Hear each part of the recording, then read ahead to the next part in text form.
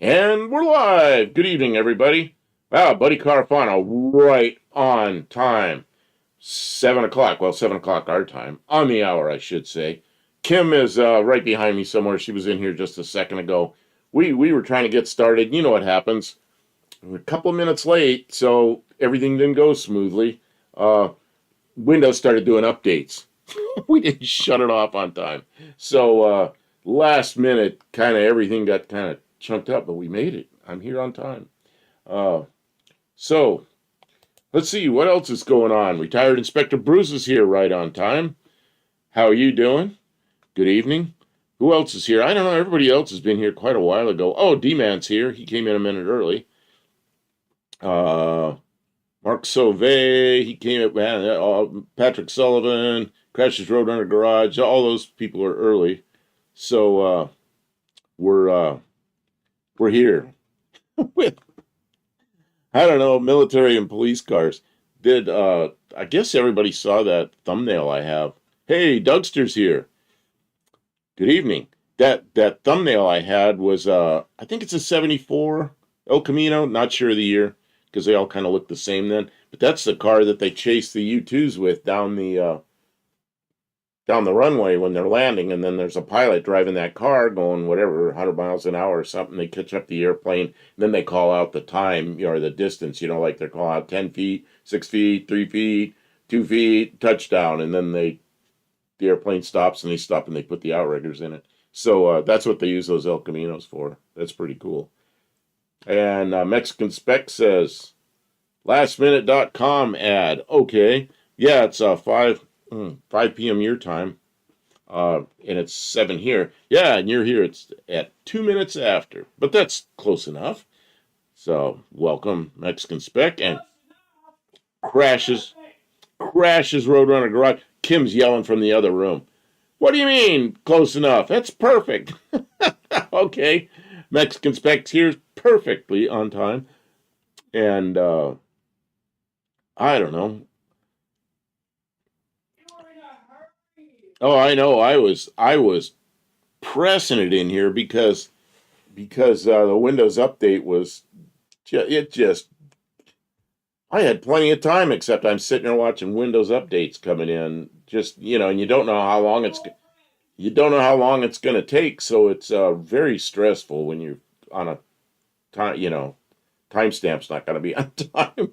So yeah, yeah, I don't know. And Dougster, I was in your live last night until we had to leave, so I bailed from your live kind of late in the evening, but I bailed before you were over. Sorry about that. But we had to roll. We had somewhere we had to be. So Mexican Spec, yeah, I saw your email come in. I just I haven't had I haven't opened any of the emails yet, and I got a lot of emails here, but that's good. That's what we want. So we are here, man. Let's see. Kim's yelling from the other room. Tell them what we've been working on. We've been working on her Bronco II, and I don't know if any of you. I don't even know what we've. I guess I did a short telling that the that it was running. I guess Kim's got a video that's partway done that she's going to put it up, so I don't want to do too much of a spoiler on that. Uh, Mexican Spec says updates suck. You can save it for later. You can save what for later? The updates? Yeah. But you know what? When you walk out of the room to grab something, you come back and it's rolling, you can't bail from it. So I made that mistake. I wasn't sitting right here when it popped in, so I had to ride it out. Yeah, it was already set to run the update. It just for some reason it had Yeah, my not my stopped. laptop that's in my room, I won't let it do automatics because then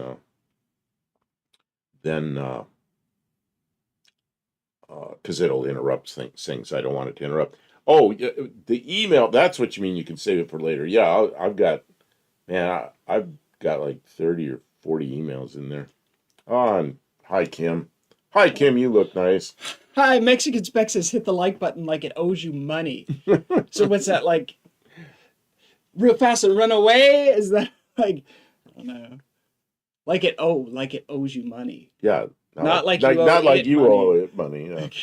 Yeah. Crash Roadrunner Garage. Hello, D-Man. Hello, Dougster. Bruce. Buddy Carfano.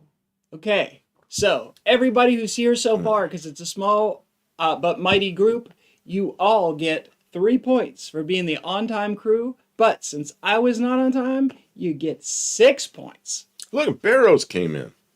Hello, Bear Rose Garage. Welcome in. Good to see you. So now that you're swimming in the points, I am here. I am Kim of Kim Fixes Things. You can find my channel on YouTube, but there's nothing fresh there recently because it all goes here. To the Buff Del Campo channel, I'm here with your host, Buff Del Campo. Kim, see the questionnaire from Barrows? Are those 33-inch? I think they're about 33.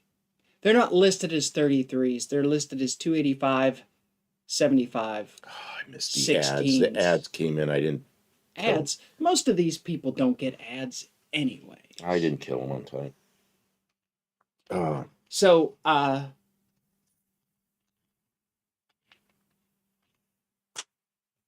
Countersink, the like button. So our counter says there's a bunch of people here, and A bunch, way more people than have commented. So welcome to all of you who are viewing on a device that does not comment easily. Generic orange soda. 31s, 33s. I don't know what 285, 75, 16 translates to. They're stupid big. They're stupid big. She put them on there, and I couldn't get into that truck. It's just old miserable truck, been sitting outside, just a piece of crap. But she did all the work and got it running, and then I started liking it. And she put those big tires on it, and it looks cool. It looks like something now, and it runs, and it's like, man, I'm starting to like the thing. Oh, it sort of runs. and you got commercials down here, Kim. Okay. We got an Uber ad. Bruce got an Uber ad. That's the people who pick you up and drive you around for money. Pretty cool. If you need a ride. Cash you need commercial. Oh, that's one of those quick. Be careful with them quick cash. I don't know if cash you need is a good one, but just be careful because borrowing on time. I'll pay. I'll gladly pay you Thursday for a cheeseburger today. I don't know. Mexican Spec says that engine will not be able to pull those wheels, and Barrows kind of agrees. You know what? It's got 411 gears, so in 4 low, which is basically what we plan to use it for. It's going to be used on the property. It's a car to pull shit. It was super torquey with the other wheels. I mean, insanely torquey. In 4 low, so we may just keep it in 4 low. And then something I didn't notice until Kim put the tires on there, I thought those are going to rub. And she goes, well, the wheel well's already cut out. Well, I'm looking at the part up here, and it doesn't look cut out. But in the front and the back, somebody's already sawzalled them out. So it's like, okay, somebody had big tires on here before. And so the point of the big tires, there was a guy 8 minutes down the street from me, had them listed on Marketplace. I bought them for the wheels. I paid for the wheels. The tires are junk, but not as junk as the tires that were already on the Bronco that would not hold air because the sidewalls they were leaking air out the sidewalls. Yeah, she had tires that don't hold air. The crazy thing is they have almost new tread on them, but they're just so old and dry rot that they won't. They're all cracked, and I'm worried they're gonna come apart. And they won't hold air, so they have to come off the rims, and the rims need cleaned. And I'm not going to do that for tires that are in that bad a shape. So, and they're 15-inch wheels, so it's easier to find a truck treaded tire for a 16-inch wheel than for a 15-inch wheel around here. Oh, so, Stray Bullet says, look at that El Camino police car. You look at the one on my, I assume you're looking at the thumbnail. That one on there is actually, it's a chase car for U2s. And the U2 is that big high aspect ratio. It looks like a glider with a jet engine on it. Can you bring it back up? Well, no. Oh. And I didn't bring it here. I'd have to go get it. Okay. Yeah, we had a big scramble up right when I was getting ready, and I always make sure I'm ready. Except I was a couple minutes late, but that usually doesn't matter. Except I missed an automatic Windows update started coming in, and that messed everything up tonight. So I didn't get the pictures up here. I was struggling with that. So yeah, sorry. I could walk back there and get them. But anyway, that El Camino. Just look to see where the beak is. If it's at the bead, that is easy. I've already had those tires off the beads and coated the beads with tire seal and put them back on. And they're just I'm just not going to do it. The rubber is so cracked that I'm worried about putting air pressure in them. And so I've upgraded. You guys understand. I'm not going to say it again. You heard me. 16-inch tires will be easy to find. I will probably put slightly. Those are 285s. I will probably put 235s or 245s. I see them around. They come off the Toyota trucks and whatnot, and that will be a good size. That vehicle, I don't know that it will. It's never getting like fixed or restored. It's probably never gonna go on a legally on a road ever again, ever again. It will be at some point we will have fun with it, and then at some point it will become parts for somebody else's project. And the 410 axles make it go really well in 4 low. And yeah, 60 miles an hour. I don't want to go 60 miles an hour in a vehicle. I just don't think it's a good idea. No, there's no reason to do that. Yeah. We're going to be on the property pulling. You know, it's got a hitch on it, and it's kind of hilly here. Just our property's kind of like this kind of thing, and there's wet grass. And if you go down a little bit and you're in the wet grass in a 2-wheel drive vehicle, you're not coming back up. The wheels are going to spin. So then you got to get something else, a cargo strap, and pull it out. And having a 4-wheel drive vehicle to do that is a really good thing. So that's probably what that'll get used for. And who knows, might use it for something else.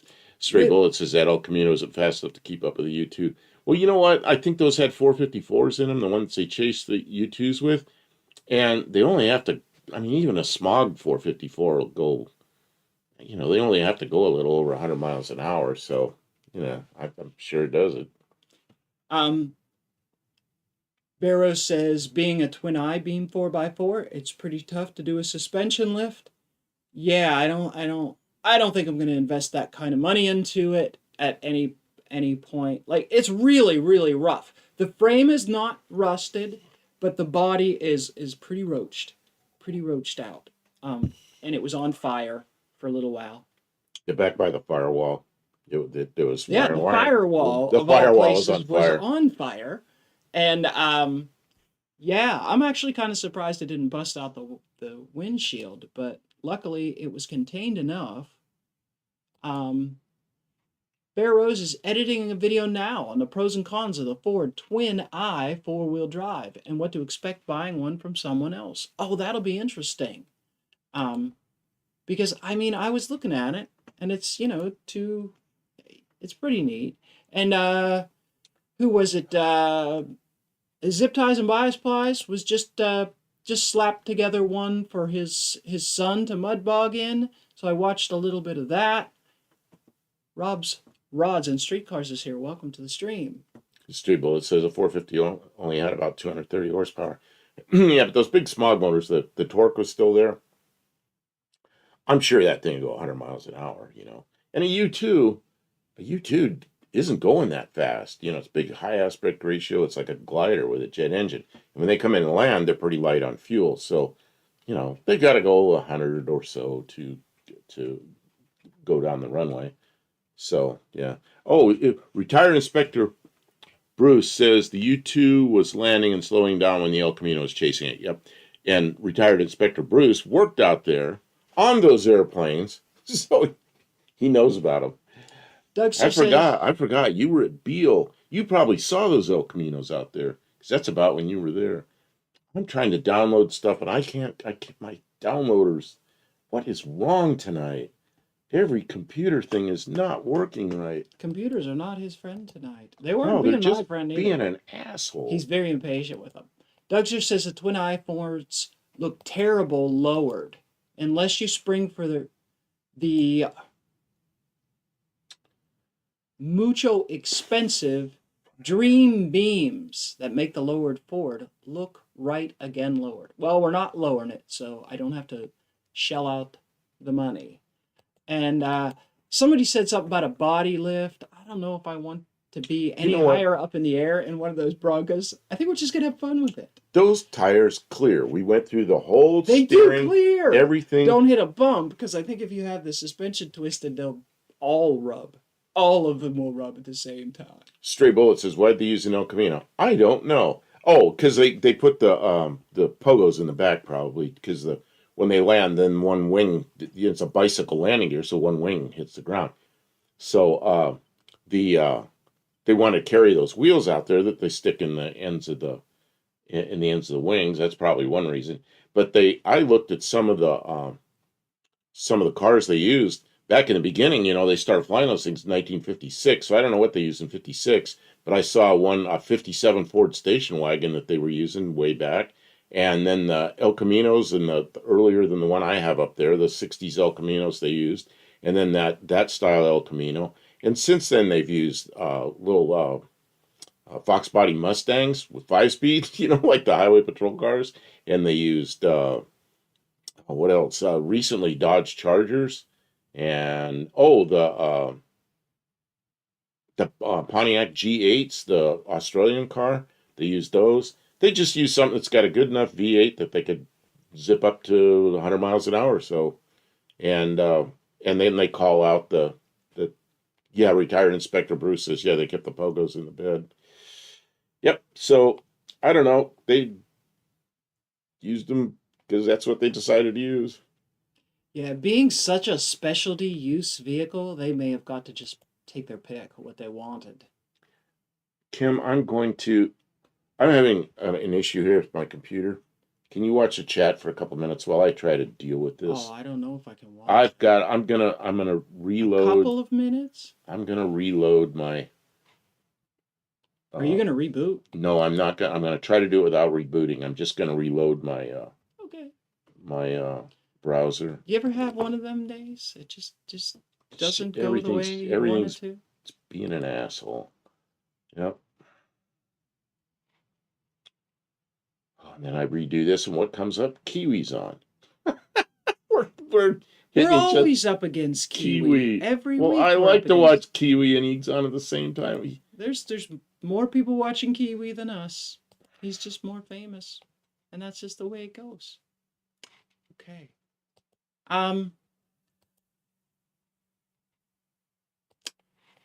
Bear Rose is maybe not going to make it to No Name Nationals because the boiler took a dump at work, so they put a time off freeze for all of us. Well, that's lousy. Wait a minute. What is this? Where's this? Where's this? Up near the Arrows. top. Oh, it's not. Oh, man, again. Boiler took a dump. Well, tell they can't do that. It's No Name Nationals. That's right. It's a once a year event. Okay. Make sure they compensate you accordingly. What Um, Mexican Spec says that most people are working on the race cars for the next 2 weeks. Yeah, everybody, it's that last minute push. See, we just finished our last minute push to make it last year. So, Oh, we're we're in done. good shape. We're in good We're shape caught this up. year.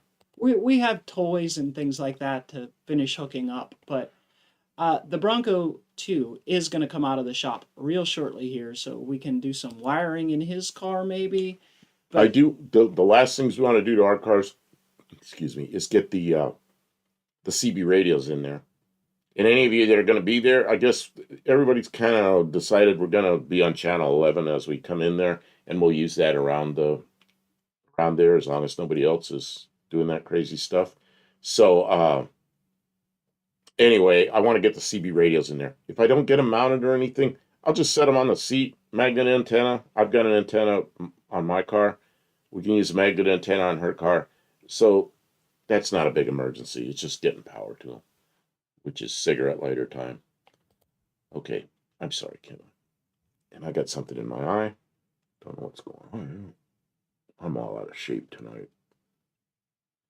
okay, the Air Force can afford to buy whatever they want, Mexican Spec. They can, but he's also right that Government contracts are always bid for. But see, if you want an El Camino, if that's the car you want, then you just specify in the bid that we need a car that goes 0 to 60 in a certain number of seconds, and it has to have a truck bed, and it has to be no greater than X number of feet tall.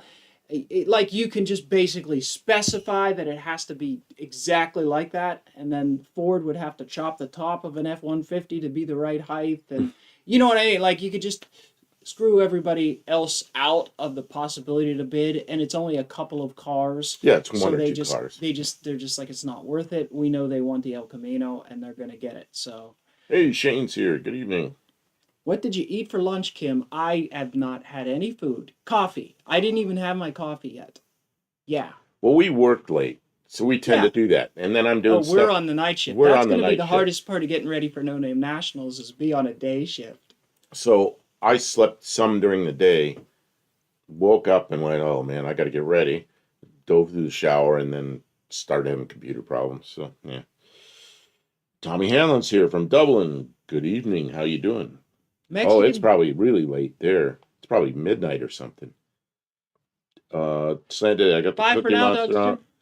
Oh, Dougster's taking off? He said he'd be back. Oh, okay, okay. Sunday, I got the Cookie Monster out and made some laps. Woohoo! I- Cookie Monster. I saw your short, that thing going down the drag strip. I watched it about 3 times. Too. Yeah. It looked pretty good. I just let it sit there and run over and over for a few minutes because it looked so good going down the drag strip. Yeah, it's a fun car. Looking forward to see it. So check out Slant Daily Garage. He's got the Cookie Monster. He's got Plan Z. He's got lots of cool projects.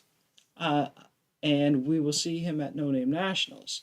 Mexican Spec says, I am too confident. You know how these things go. We all do. Well, we've got 2 cars, and there's a reasonable chance that at least one of them will get to No Name Nationals, and then they might even make it through tech, which is twice as good as we did last year, which was we made it with, I don't know. We only made it back with 1 car last year. It's tough. Yeah, that's how these things go. I am confident that I just don't know. I'm confident that I should have no confidence in any of this. I don't know what's going to happen, but we're gonna try. Straight Bullet says Ford had the Ranchero back then. You know what? That's not They might have bid. That's not a big fleet of vehicles. My guess is some officer that's up a little bit in rank that's involved in that program has some bias what he or she likes, and he's in, and they just went and went, Yeah, that's what I want. That's what I want. The And guy that's who what they owns the got. Chevy dealer might have been friends with the governor, and Or he's they got just- or they political just got it. favors. Or they just took it. They Like, just come went, on. that's what we want. This is the U.S. It's not fair. None of it's fair. Well, but there's like- always favors. like we There's had- always. we had Flightline trucks that were, when I was up in Alaska, they were Flightline trucks, and they were all 4-door Dodge pickups. Mhm. And it was like a big fleet of them. And I don't know who made that decision. Somebody, that might have been a bid thing. But those chase cars at Beale, I bet somebody at Beale goes, somebody with some rank, some horsepower went, that's what we're buying. I don't know. They might have bid. What did Ford have? A 460? Did they have a 460 in a Ranchero? That would have I don't know gone what- fast. I don't know what they put in. They might have bid, and Chevy won. Who I don't knows? It's just, they just what did they something. have. Hey, Tommy Hanlon, happy birthday. Oh, happy birthday, Tommy. That's awesome. Stray Bullet says, I've never seen an Air Force El Camino before. Yeah, you know what? There were probably only a couple of them. We can ask Inspector Bruce how many of those chase vehicles they had. What would they have, like 2 or 3 of them or something that they used? I'd guess they have more than one, because if one of them's being serviced or something. But I mean, it wasn't like they had a big fleet of them, It looks like Slant Daily Garage. Professor P is going to be looking forward to a match race at No Name Nationals with Just Mopar Joe. And that will be impressive because they both have screaming cars. I don't know whose is faster. I haven't followed that closely to know their times, but wow. A screaming car. Oh, Mine was a screaming just car. wow. My Z7 was a screaming car until we tightened up the fan The belt. belt, yeah, the belt And then was it stopped screaming. screaming. See, they had the 460, so they probably did bid. I don't know. I don't know. Why didn't Ford put in a better price? Okay, let's see. Mexican spec said, would it only at the location Retired Inspector Bruce was at?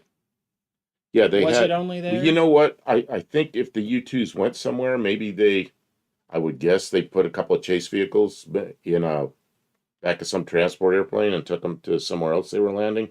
But yeah, a lot of them were at Beale Air Force Base. I don't know. I guess they'd probably take a chase vehicle somewhere else. Wow.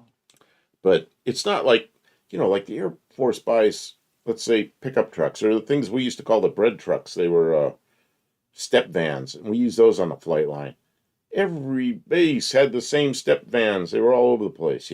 So, but chase cars for the U2 were, U2 was stationed at Beale Air Force Base. And then TDY's a few places. It's not like every base had those things. Um, yeah, and Inspector Bruce was at Beale for a while, but he was kind of traditional military where they move you around a lot. He got moved around a lot. I ended up getting at Travis Air Force Base, and I got stuck there for a long time. And the only way I could get out of there was TDYs. I'd sign up for a trip somewhere and go, oh yeah, good. There'd be a trip to Alaska and I'd have my name on it. There'd be a trip to Hawaii, I'd have my name on it. Or a trip to Antarctica, I tried and tried and tried for that one, never got it. But yeah, anyway, uh, Mexican specs. That's why I asked. Maybe they bought more for other uses around the country. I never saw one of those El Caminos anywhere else. And I was in the Air Force, but never saw them. Uh, and then, see, I had a friend at Beale, so I'd go up to Beale quite often.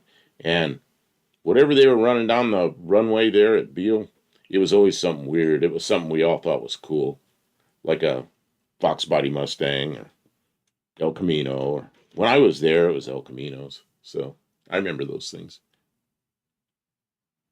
Mexican Spec says, don't you want to stay at one place? It's easier than trying to meet more women. Man, I was on a base that had 12,000 young men and 400 women. And we had to have think about this. This is in the 70s. Everybody had hair down to their shoulders. So we got the haircut standards and little tiny mustaches and hair up like shaved around your ears and everything. So if you go downtown, you're like a marked person. And it was right after Vietnam. Well, it was beginning of or end of Vietnam and then right after that. We were hated. I mean, we were hated.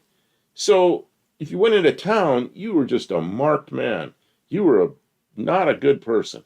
So, and on base, what are you going to choose one of the 400 women? 12,000 guys? It is not a good situation. Uh, yeah, wear a wig. Yeah, that'll work. Um, I don't know. I guess that's why I got into CB radios and stuff then. Uh, Raw Dog's here. Good evening. How you doing? And I know that I can't think of a screen name right now. Major. What's his name that comes in here? Major Maroon. He sent an email, but I haven't seen him in here, so maybe he's in here. Maybe he's one of the people that's not talking a lot. Kim ran off to get coffee, I think. Oh, and then the picture behind me is a recent Arkansas picture of one of their Arkansas state police or state troopers, whatever they called them.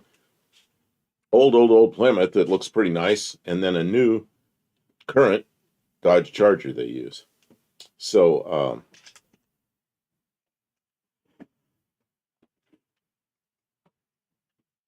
did I ever eat roast beef at Joe's Buffet in Fairfield? You know what? There's a buffet I used to go to in Fairfield, and I don't remember the name of it. Man, you know what? I bet I did, because there was a buffet there. I just can't think of the name of it. And it could very well have been Joe's. I know I went in there with a friend one time, and we were coming back from Beale Air Force Base from an air show, and we were headed to Southern California, and we went through there, And we I said, man, I know the place to eat. We went in there and they were closed. But there was somebody back in the back and they had a Ford, I think it was a Ford van or maybe a Ford pickup, and they couldn't get it started. There, and they got the hood open. It's like three guys looking at the engine and they're trying. So they we look at it and there's like a new starter solenoid and a new starter and all these new parts. And they're turning the key and it's like click, click, click, click, click. So I look at it and the battery looks like just like a science project. So I opened my toolbox. I got one of those cleaners for the battery cables. Clean the battery cables all up, put it on there. Boom, fires right up. They're like, thank you, thank you, thank you. They drive off. And my friend that I'm with, he goes, man, he goes, you look at all those new parts? I said, yep. So they threw the parts cannon at it.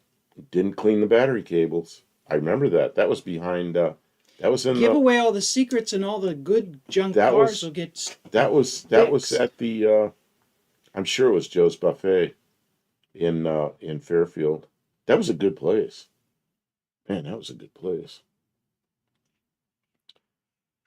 So Stray Bullet knows that place. Gavin Newsom wears a wig. Yeah, I don't know what he. I don't know. I don't pay much attention to how he looks. Uh, okay. Oh, you moved us down there. Okay. So I'm gonna start downloading some pictures here, Kim. Guys, it's Tuesday night, so we're not in the Whoops. shop. There's nothing to do but be here with you, entertain, enjoy, relax, look at your photos, and we've got our magic What? green screen What is here, which this? lets us do all the things. We Can, can even travel through time. can, I threw him for a loop. He wasn't ready for me to I change. was ready to show a picture, and she put us in the dino room. Oh, look Is out. Joe still there? Man, I T-Rex. can't imagine that place still being there. Maybe you can. I assume this is a car from down under because it looks like an Australian. Is that a police car in Australia? The blue light on the top and sun visor, typical of external sun visor, typical of Australia, and right hand drive. I don't know what that is. It just says police vehicles, historic police vehicles. Huh. Welcome in, Gearhead. Spontaneous dancing, maybe. Stray Bullet says I used to work at Travis. What'd you do at Travis? Man, I used to. I There worked. might be dancing. You know, yeah, I don't know. John Wilburn, Kim, can you take a text of call? I'm trying to understand that sentence. Can you take a I bet you text it's of or. call? Oh, or call about some known name national business. Yeah, Sure, John. just go walk another room and take it. Now? Well, it sounds like that's what he wants to do. Well, it probably is something that needs to be discussed on here or something. I don't know. Uh, Kim, where's your phone? I don't know. In the You other don't room. know where your phone is. Okay, so then the answer's probably not. Um, I can go get it. okay. I'm guessing he means when is a good time, but Okay, yeah, John. Is it like now, urgent, or like urgent, no two name hours from national now? business. 2 hours from now. Dun, Joe's dun, is still dun. open. They made it through COVID somehow. Man, John Wellman goes, sure. Doo-doo-doo, Sure what? doo-doo-doo, That's doo-doo-doo. a or question, not a yes no question. That thing has quite a sporty paint job. Yeah, it's kind of funny. When I look at how he says later is fine too. Um, when I look at how police cars from different places are painted, I'm sometimes surprised. He says after the live is fine, Kim. Yes, I will do that. She will do that, John. I plugged my phone in so it has enough charge to have a conversation. I did send John Wilburn the proposed rules to the 6-cylinder Oh, that's class for probably in. what he wants to talk about. Hopefully that's gonna work out. Oh, look We'll at see that. how that goes. That's a 1950 Ford Highway Patrol from somewhere. I wonder if I don't I don't know where it's from. Could have been California. They kind of had a logo like that before the current Highway Patrol. Man, that's like in an old movie. Can you believe that? Yeah, and they have the old low band antenna like California Highway Patrol used. Yeah, but that's a 50. Yeah, and look at that big old thing out on the fender, the siren with the light that says police on How it. have they been keeping that car in Well, that good a condition all these years? it's in a museum. I don't know. Yeah, it's sort of interesting, isn't it? Wild. Yeah, Yeah, man. it's too bad. I bet somebody's just wishing to take all that police stuff off there and paint it normal and go out and drive it. The old Plymouth Fury police cars were nice. Oh, did you see the one that I had up there earlier? That Arkansas State Fury police car. Let's see, what else do we have here? Buddy Carfano sent in a load of stuff, so I'm trying to get through some of those right now. I don't know why we. Oh, here, hey, here we go. Here we go. This is the kind of car I like, although I never saw Fairmonts used as police cars. But the, the problem with Fairmonts is they're a little tight in there. And you get like a shotgun and radios and all this stuff. There's not much room left for the cop. So, man, I already got. But that looks like the cops' cars in the old Highway Patrol TV show with Broderick Crawford. Yeah, remember him? Remember him? 2150, bye. Remember that guy? California Highway Patrol. They had a love-hate relationship with that guy because he drove around drunk all the time, so they kind of had a problem with that. Yet he was promoting the Highway Patrol so much they didn't want to have a problem with him. I've read all the stories about that guy. He's something else. What a crazy show that was. Uh, oh, here's another one car I like. Uh, CO D-Man says CO commercial. What's that? Next Um, inspect. Oh, everybody got I ads don't here. know, but you're getting 2 points. Everybody who got advertisements getting 2 points. Capitus, I don't know what that is. CO commercial, I don't know what that is. Where's it? Oh, I don't know, but you get points, and we're not talking about it. We're moving on because we're doing the picture show right now. yeah. Tim says before Kim's time, TV, That's right. 50s TV. You know what? Roger Crawford with the show Highway Patrol. Man, I was like 2 or 3 years old when that was playing first run through. So I didn't see them until they were reruns many, many years later. And then I used to watch it because I thought it was pretty cool watching the police cars. It was big old Buicks going down the road like this, and those things. You go around a corner like this, the tires scrubbing. It's like they handled horrible. But at the time, it looked cool. You know, Roderick was only a social drinker. Uh, Oh yeah, retired Inspector Bruce says VAR. I think he means Car 54. Remember Car 54? Yeah, look at that thing right there, man. It's a 62 Dodge, which is that's one of those cars people love it or hate it. I like 62 Dodges. I don't know. I think they look kind of mean up front, but and it was the first B body, so I liked it because of that. But a lot of people don't like that front end. it's very strange. It's not like other cars, It's an odd thing. Yeah, I'll go on with that. but it's kind of cool. And they eventually took those design features and refined them out where they were really cool. But like they were still trying to figure it out here. I don't think this is their best work, but it's interesting. Well, that was kind of toward the end of the yeah. What's his name? Can't ever think of anybody's name. My fried brain. I didn't even take any drugs, and my brain's fried. Maybe you should. Um, Probably not though. Don't oh, do here's an drugs, old kids. old Tennessee Highway Patrol car. They're still painted with those colors. The paint scheme's a little different. But what is that? That's like a 66 Chevy or something? I don't know. I'm in the way of it. It doesn't say It what just year it says is. vintage. Vintage. They still are painted with those colors. But of course they look different now. And the other thing Tennessee has now are the SUVs that are all black with black tinted windows. Everything you're not allowed to do. And they don't have any lights on or anything, but you see them parked. There'll be like two of them in the middle of the interstate. And, they're unmarked, but everybody knows what they are.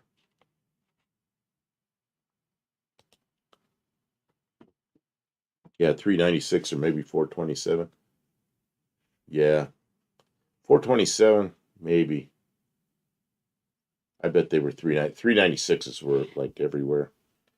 427s were not very often. And I remember when I was in high school, Morro Bay, which is a little town not far from where I lived, they had a Chevy station wagon that was like a 67 Chevy, I think. It was a blue station wagon. They used to bring it to some football games and stuff. They had some of their people drive it. And it said 427 on the side of it. I always thought that was crazy. The high school had a 427 Chevy station wagon. What color That is is that? right. Piss It's a yellow? two-door cop car because it's a Yep. state trooper.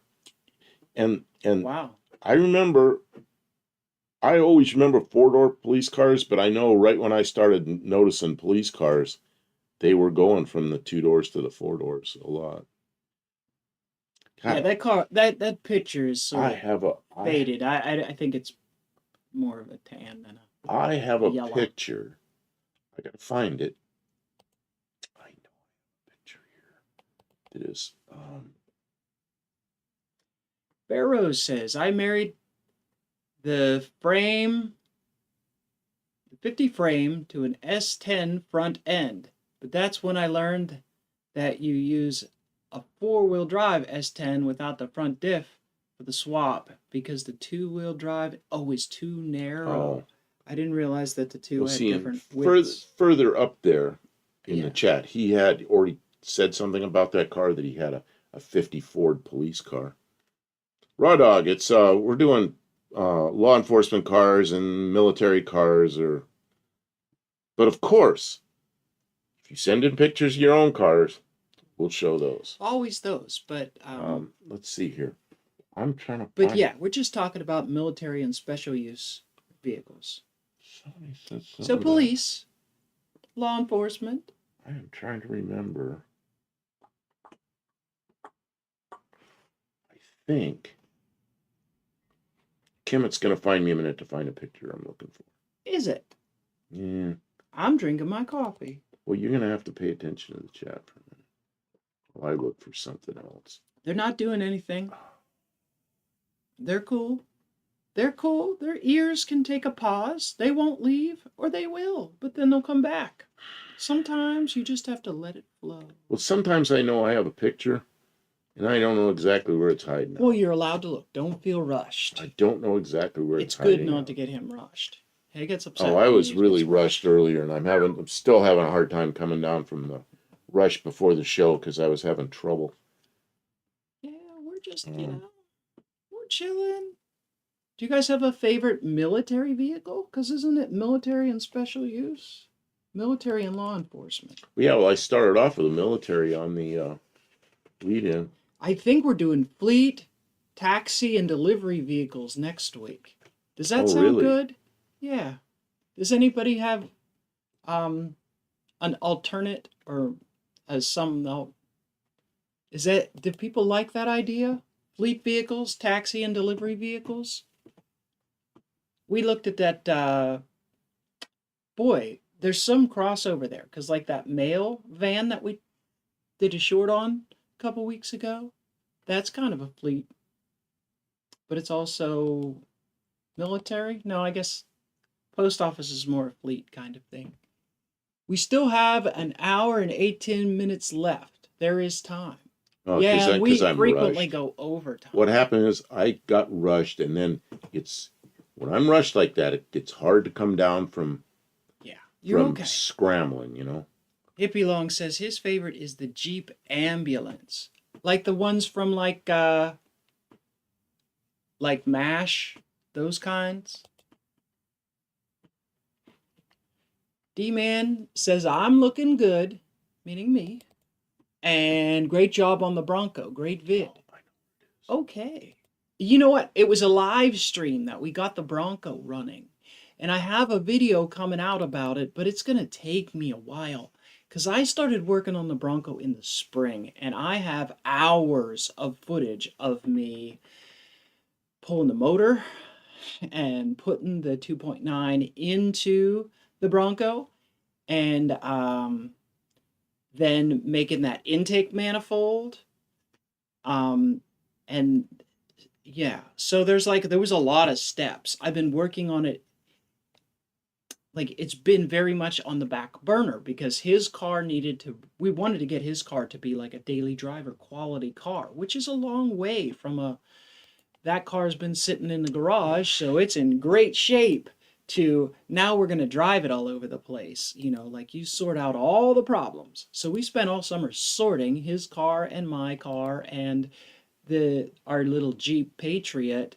We got all the electrical problems done. Anyways, we were working on everything, and anytime we had a day where there was like something in the garage that was just idle that we didn't have parts for or whatever, I'd go and tinker on the Bronco a little bit. But I want it to move for the winter. We got to get it out of that shed, so I wanted to get it where it could move so I could put a hood on it and park it someplace, because the skid loader needs to be under a shed and his tractor needs to be under a shed.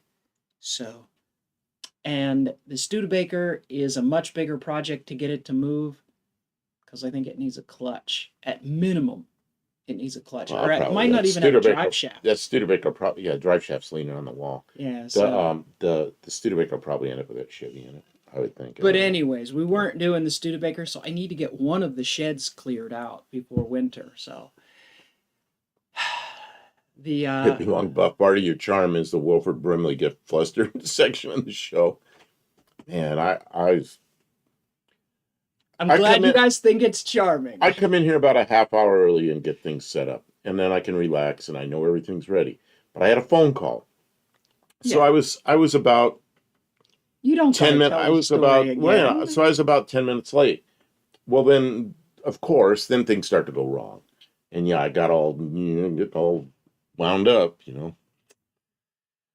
Raw Dog says he sent some pics. Okay, I'll get to him. I've got a lot of email tonight. Olive so just got here, late again. That's okay. It's okay. You didn't miss a whole lot. I think we're only on the third or fourth photograph because we've been talking chewing the about fat. talking. And then So this was a is an learning- A10 Warthog considered a vehicle? Yeah, Gearhead, show us, send us a picture. it's a 10 Warthog a vehicle. Of course, it's a vehicle.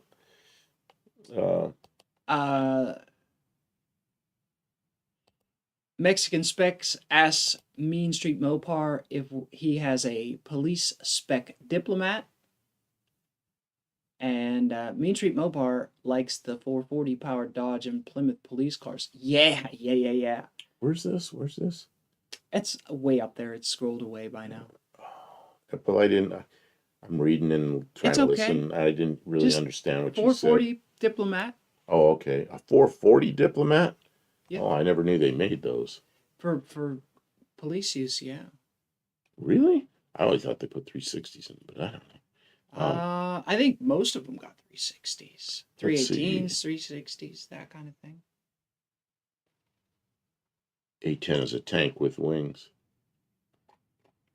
A10 is quite an airplane. A10 came out when I was, I don't know when it was. I remember having a commander's call, which is where they put everybody in a theater and some general talks to us. And they were showing videos, well, then old-fashioned movies, of the A10 coming in and making strafing runs at a tank and blowing the tank up. And that was, they were just coming into service. And it was a big deal.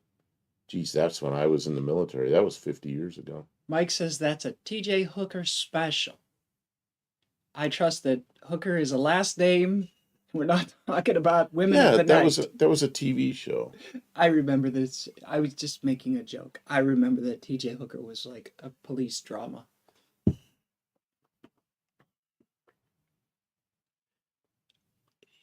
I don't know if I don't remember these. I remember the Caprice, the newer You don't remember these? Caprices. No, like I don't remember seeing these around. The Oh, newer these Caprices were everywhere. See, I But remember these things, not yeah. so much. I remember these things. Of course, I'm a lot older than you are. Yeah. There's a lot of things I'll be talking to Kim Does about, look and I'll go, wait a minute, that's like you were a little kid then. Oh, what is this? Chevy Silverado based military vehicle. I've never seen one of these. I think it's a Oh, is that an concept. AI thing? I don't, Maybe, yeah. I mean, that looks pretty cool. Look at the windshield. It's like an armored car.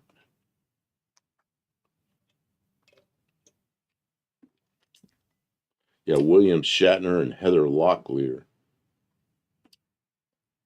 Was Yeah, it William Shatner in the show? it could Heather have been. Locklear would have been young. I always thought Heather Locklear was young. She's probably not young anymore. No, well, not anymore. I think like I saw a picture of Goldie Hawn, and I thought, oh yeah, and she looked like Goldie Hawn, like I remember.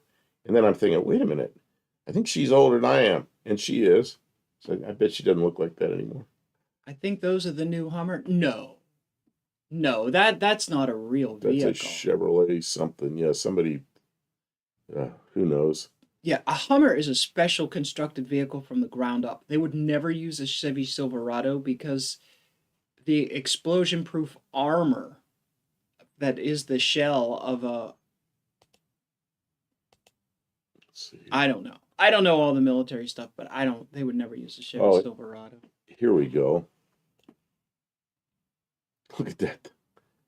U.S. Army staff car sells for a whopping 46 grand. Straight Bullet says it's real. Wow, Oh, it could be.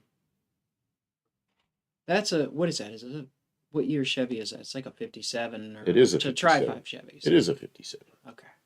The people who know those things really know, but me, I know it's a Tri 5 because it's got the things on the hood, but I don't. I don't. Yep, that's 57. That's That's what my brother a plowed really into pretty car. on a bicycle. He's coming down a hill looking behind him, somebody chasing him. He ran into one of those fins and right in the gut, ended up in the hospital. Ooh, That's not a safety thing. Hummers are made by AM General. Yep. Yeah. That Well, those are the Humvees made by AM General. Isn't the I don't know, doesn't General Motors make the Hummer versus the Humvee? Or they don't make them anymore, I guess. this is one of those instances, right, where that car, it's a beautiful car. It's really not. I would not want to own it.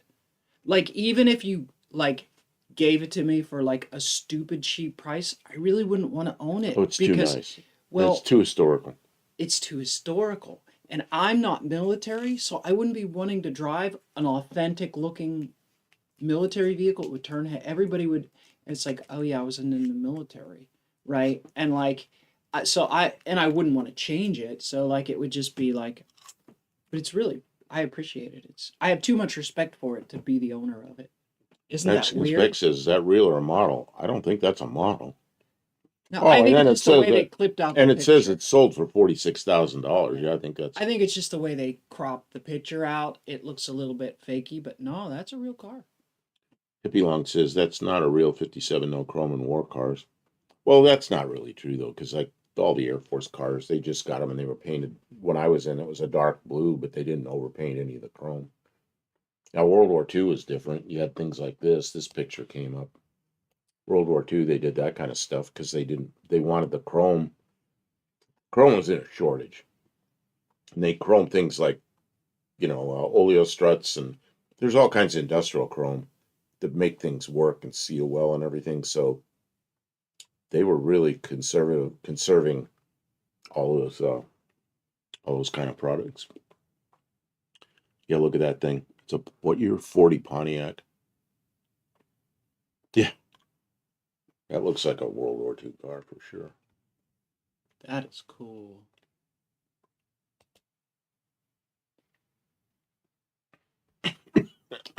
I would like to have a car like that, but I would feel bad cutting it up. But You can't cut that up. Yeah. well, no, I mean just any car like that, I'd feel bad cutting it up. That looks kind of like Felina's Jawbreaker, but I know her car was like a Plymouth or something. What the hell is this thing? Buddy That's Carfano military. sent me this. I don't know what the heck that thing is. That looks like nonsense. I don't know. What the hell is it? Yeah, Happy Long C bumper is painted. Yeah, that's World War II though. World War II, they didn't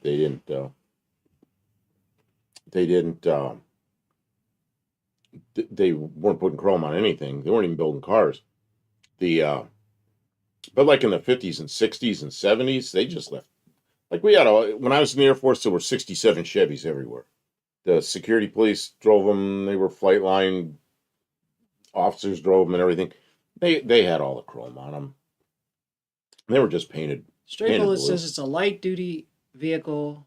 Mike says it's an APC. Okay. Armored Personnel Carrier, APC. Yeah. Thank you, Mike. See, now this is kind of Mike, I'm going to give you 2 points for answering his question when he said, "What is that?" That was a real question. So. Now that's a real Jeep. Woohoo! That's a Jeep. I've been calling the Bronco II a Jeep because I can't remember Bronco II. And I hate having to say a number after the name of the vehicle. So we need to come up with a name for that, an easy name for that project. Something very short. So I can stop calling it the Jeep.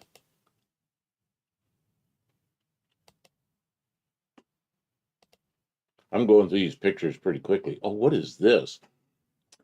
This is pretty funny. It's an old Russian Volga, Volga. And what that says on the door is Militia. Militia is what they used to call the police. They might still call the police Militia in Russia. Yeah, that's a Volga. Like pre-1970 Volga sedan. Pre-72. Barrows mentioned that I think that 40 Pontiac was like the one in his picture. And maybe one of the pictures on his channel. And he says he needs a set of those side vents on the hood. He's missing 2 on the driver's side and the hood ornament. Oh, what's this? Is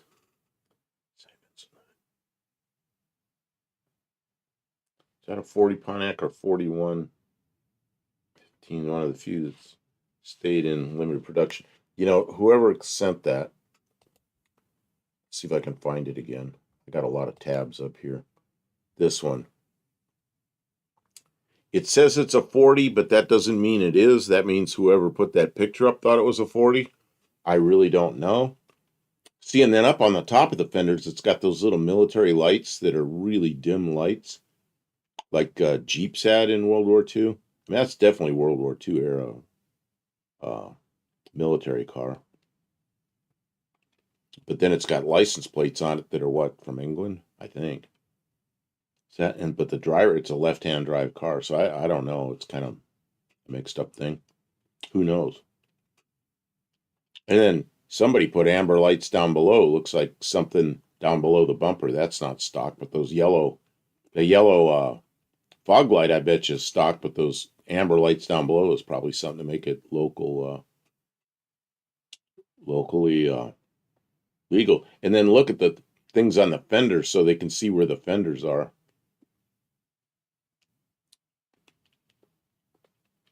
Hippie long, top speed, 35 miles an hour. This is probably talking about that little Jeep. Yeah, Jeeps are not fast. But you know what the modern day Jeep are? Those little Kawasaki mules. Man, I mean, that's what we used. Olive says I should call the Bronco II the Breep. The Breep? Maybe. Breep? Maybe it'll grow on me. It looks like an orange 40 Chevy gas that Vice Garage did. Yeah, I don't know. We're jumping around pictures, so some of the comments are out of. Yeah. You got to come up with the sticks are for flags. Well, they could be, but they got little balls on the top of them. I was thinking it so you could see the fenders. Maybe, but remember the little flags that they put? Parade flags? It could be for parade flags. What they used to do when I was in, which is like 50 years ago, not like 80 years ago, is the license plates on the front would have the rank of the person. It either had it'd say like TAFB, Travis Air Force Base, but if it was like a general or something, there'd be like stars or a star or something up there. And when those cars go by, you're supposed to salute the car, you know. So they never had plates like this on it. And the ones that had like a general in it, sometimes they did have flags on. That's what Straight Bullet is saying. Okay. And Hippie Long agrees. What's that? Tim says that looks like an orange 40 Chevy Gasser that Vice Grip Garage did. Maybe. Well, Vice Grip Garage has could be been the same all body. over the map. He has done his best to touch on every different kind of project that there is, which is, I guess, good for a wide audience. You never get really good at any one thing if you keep changing things, but anyways, it works out. Kim, can you?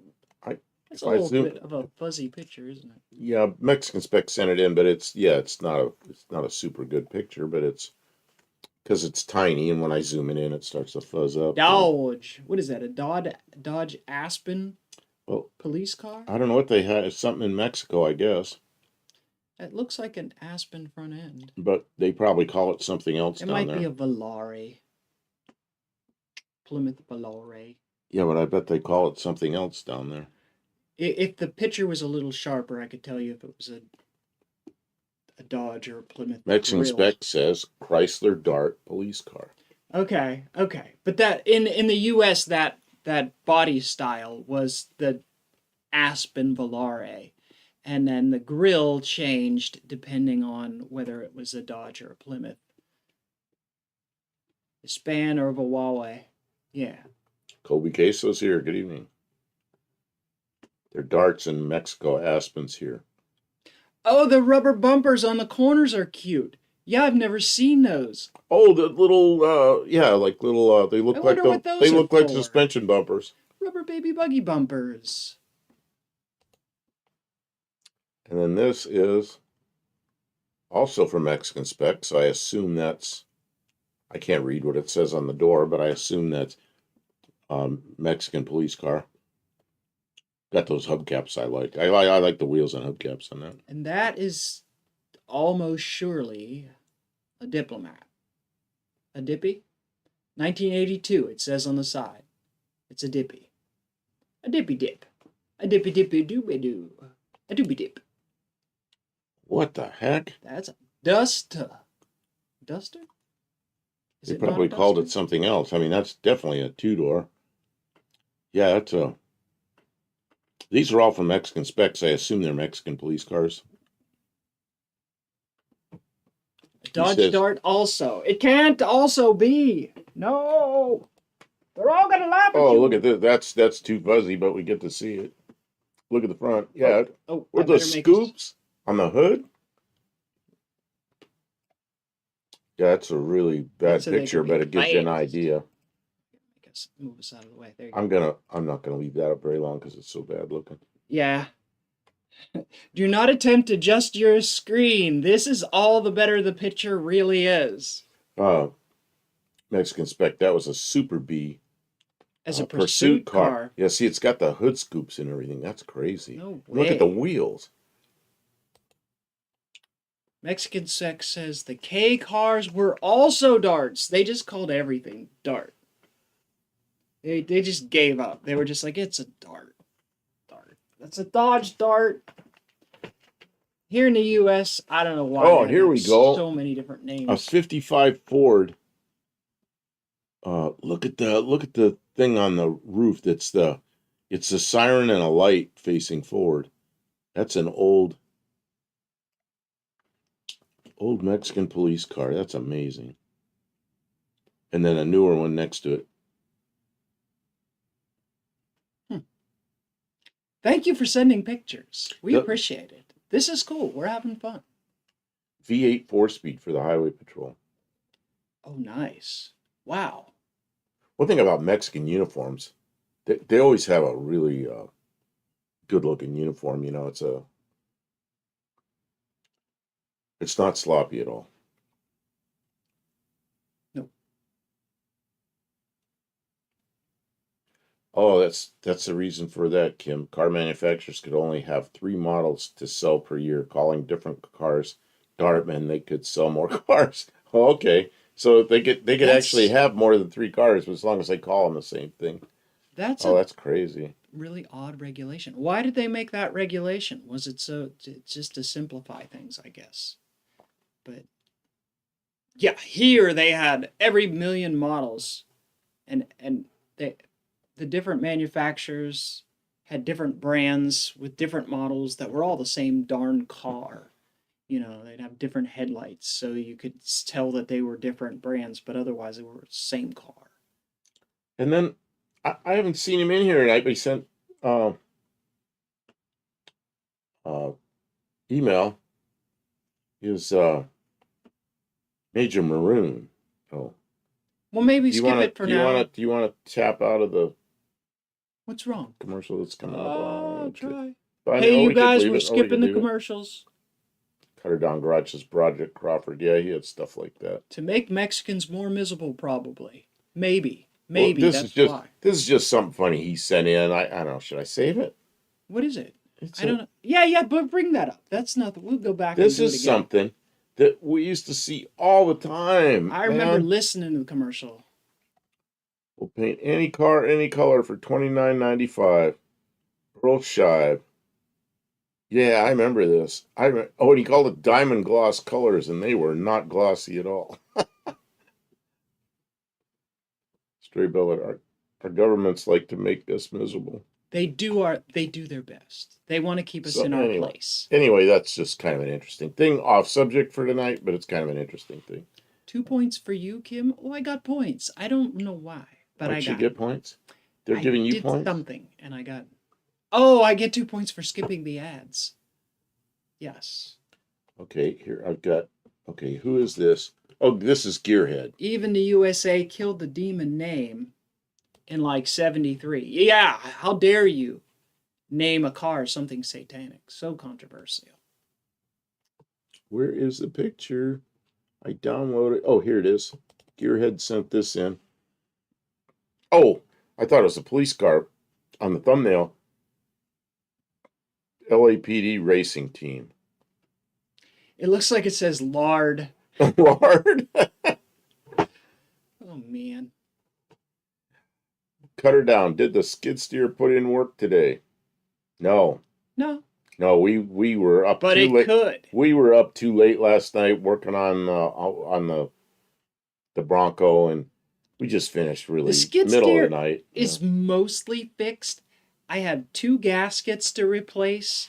It should be like a one day job to replace these 2 gaskets, and then it shouldn't leak all the time. Right now, it just weeps constantly, bubbles, drools a little bit of fluid. So I have a valve on the tank, so I can just shut the fluid off so it doesn't leak. Well, last time I used it, I started the motor without opening the valve. And the problem is then the return line builds pressure, and the return line is not a pressure line. So the hose blows off and oil goes over the entire belt system, and now it squeals and won't go up hills. Not only go over the belt system, went all over Kim.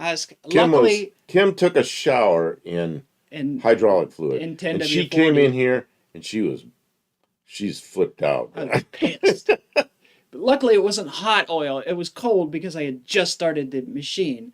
So the problem with the skid loader is that it needs those gasket replaced, and then I'm just going to remove that valve because it's a danger to me and anyone else trying to use the machine. You have to go through this whole sequence of manual things to get it ready to start, and it's too complicated. You shouldn't have to need a checklist for a machine like that. It should just be kind of like turnkey. Well, it's not. There's too many things to do to get it to go. So anyways, I need to get some soap and the pressure washer and wash all them belts off so that they'll dry up and grab again, and then it's ready for winter mostly. Hippie Long says, I have a question. Why dump money into a Bronco if it won't be registered? Okay, she probably overpaid a little for the Bronco. I don't know why she bought it. She thought it looked cool. But we do need a tow vehicle around the property here. That thing's probably beyond what, and then we got to insure it and everything. We got too many. That's the big problem with having a lot of cars. Insurance. Registration's even not too bad here. But insurance, man. So, Hippie Long. It'll be a good thing to just drag vehicles around. And she doesn't have a lot of money in it other than the purchase price. No, I have way too much money. Oh yeah, you bought an engine. That's right. I bought another truck for the. Okay, the answer, Hippie Long, is stupid. Kim is stupid. I went and bought it. It was cheap, and I thought, oh, I can fix this, right? It was a basket case. A soldier was PCSing. He was leaving, and he needed to get rid of it. He was like, I don't have time to fix it, and we have my wife's. His wife had an off-road vehicle as well, and then they had two cars too. And they were like, we have too many vehicles. I can't keep this. So he gave it to me for like, it was like $300. I could have taken it to scrap and got that day. So I dragged it home, and I thought I'll be able to fix this. And then if you look back at my channel from last winter, or it might even be the winter before, I don't know, whenever I got it, I spent like weeks putting the engine back together, and the wiring was all burned off of it. So I invented wiring to make it work. And then the engine was bad. So I pulled the cylinder heads off of it and put new head gaskets on it, and it was still bad. So it had like a cracked block or something. I never even investigated to see what it was. I should have given up on it. I should have just let it go. But at night, I'll dream of the cool off-road adventures that I want to have, right? And then I'll be like scrolling through Facebook Marketplace. You do that sometimes. Come on, admit it. You do it sometimes too. It's a bad habit. I look through. It's a bad habit. I look through Marketplace. Scroll through, looking at the Jeeps. And then Uncle Tony was doing it to me too. He has his XJ, and he's driving it around, and I'm like, I want off-road. And then logical Kim steps in and says, Kim, you're broke. Don't be stupid. You don't need to spend $2,000 on an XJ. And then what are you going to do with it? No, you already have. Kim already has four-wheel drive vehicle. What about the Bronco? Why don't you fix the Bronco? And I'm like, well, it was really broken. And I could, you think you're going to buy a broke, beat up, old, worn out XJ, and it's not going to give you the same grief? If you're so smart and you wanted to go so off-roady, fix the Bronco. And then I'm like, okay, I will fix the Bronco. Fine, I will. I'm going to fix it. And then here we are. Here we are. Raw dog. You can tell raw dog's from the north. Here we are. What was I thinking? Or he says they're using it for a plow vehicle. Dude. You know, raw dog, the reason I moved to Tennessee from Ohio was to get away from the snow. We don't need a plow vehicle here. I don't know what we can do with a plow vehicle here. So, no, don't need that. What's this? You have land there you can wheel. Well, we have about 4.5 acres, something like that. Some of it's trees. Some of it's lawn that I want to keep as lawn. Some of it, I let a farmer just take care of it because he keeps it cut. The deal with a farmer is he cuts the grass, feeds it, bales it, feeds it to his animals, and I don't have to cut it. So that's kind of what we do with our land. See, they understand. I told I gave you the wheels. That's how the wheels turn late at night. See, that's why it's best to Man, it was almost dark the other night. Kim goes, I'm leaving. I gotta go get some tires or something. And off she goes, and she comes back with those 4 big tires, but she got a good deal on them. The tires aren't very good, but they're good enough, and the wheels are good. So now they're on there. Kim, do you have close-up pics of the Bronco II manifold you made? Oh, where is that? We got video of that. The best right now. The only stuff I have out is what we showed on the live stream the other night when we were working on the Bronco. We got it started. At the end? If you go to, I put up a short. I put up a short with it. With the manifold. I sure did because I know. Well, that's not very good close-up pictures. Potomaniac made comments on it. Remember? You know what? I am working on the video. I said that, so I will try and make sure that there's good pictures. Maybe I'll get some good close-up pictures, and we can we show them here next week. Mexican Spec says trees can be cut down. The Bronco is what 1985. How many years old is that? It's not. No, it's not good. The interior is not good. It doesn't have good interior. It doesn't have a good dash. The floors are not good. The fenders. No, not so good. The windshield has a hole in it. It's not cracked, but it has a hole in it. Yeah, I didn't know that. the brakes. We just took. We just did the brakes last night. Yeah, because we're switching tires anyways. I'm like, if I'm yeah, because the tires that were on it would not stay up, so we needed tires that stayed up. So I got these rims that fit with tires, although the tires are terrible. How much for the I paid $80 for 4 rims with junk tires on them, but they're big. They're 285/75s. They're freaking huge. You But know there what? is They're good no enough. They're good enough they're to run around on the baloney property. skin rubber They're tires, good enough to run around on the property and for a while. they're dry rot, cracked, and so they're not good. But they're not going on the road, and it's got positive traction in the rear, so it's going to pull with both wheels in the back and one wheel in the front, because I'm sure it doesn't have a posi in the front differential. So 3 wheels ought to pull it around even with really slippery tires. So Raw Dog said we should do a utility pick episode.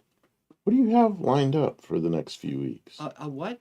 He says utility picture episode. What by utility? Like What would utility you vehicles? Utility vehicles. Like the skid loader, I guess, and Well, skid loader or tow trucks. tow trucks. Oh man, there's some people that have some. I'll That's write one that thing. down. If you're into tow trucks, like if you drive a tow truck and you have a small tow company, that's the thing you're into, and you build some nice tow trucks. Yeah, yeah, we'll do that. Good deal, Raw Dog. I think we'll write that down. That'll be in the line up in the next few weeks.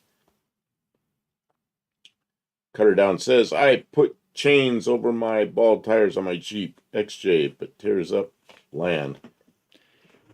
I mean, that could be. If in the Three-wheel winter, drive. if we're having trouble, I might put some chains on it. You got a It'll go. Gator. Oh, you got a Gator? Gator, that's the 6-wheeled thing.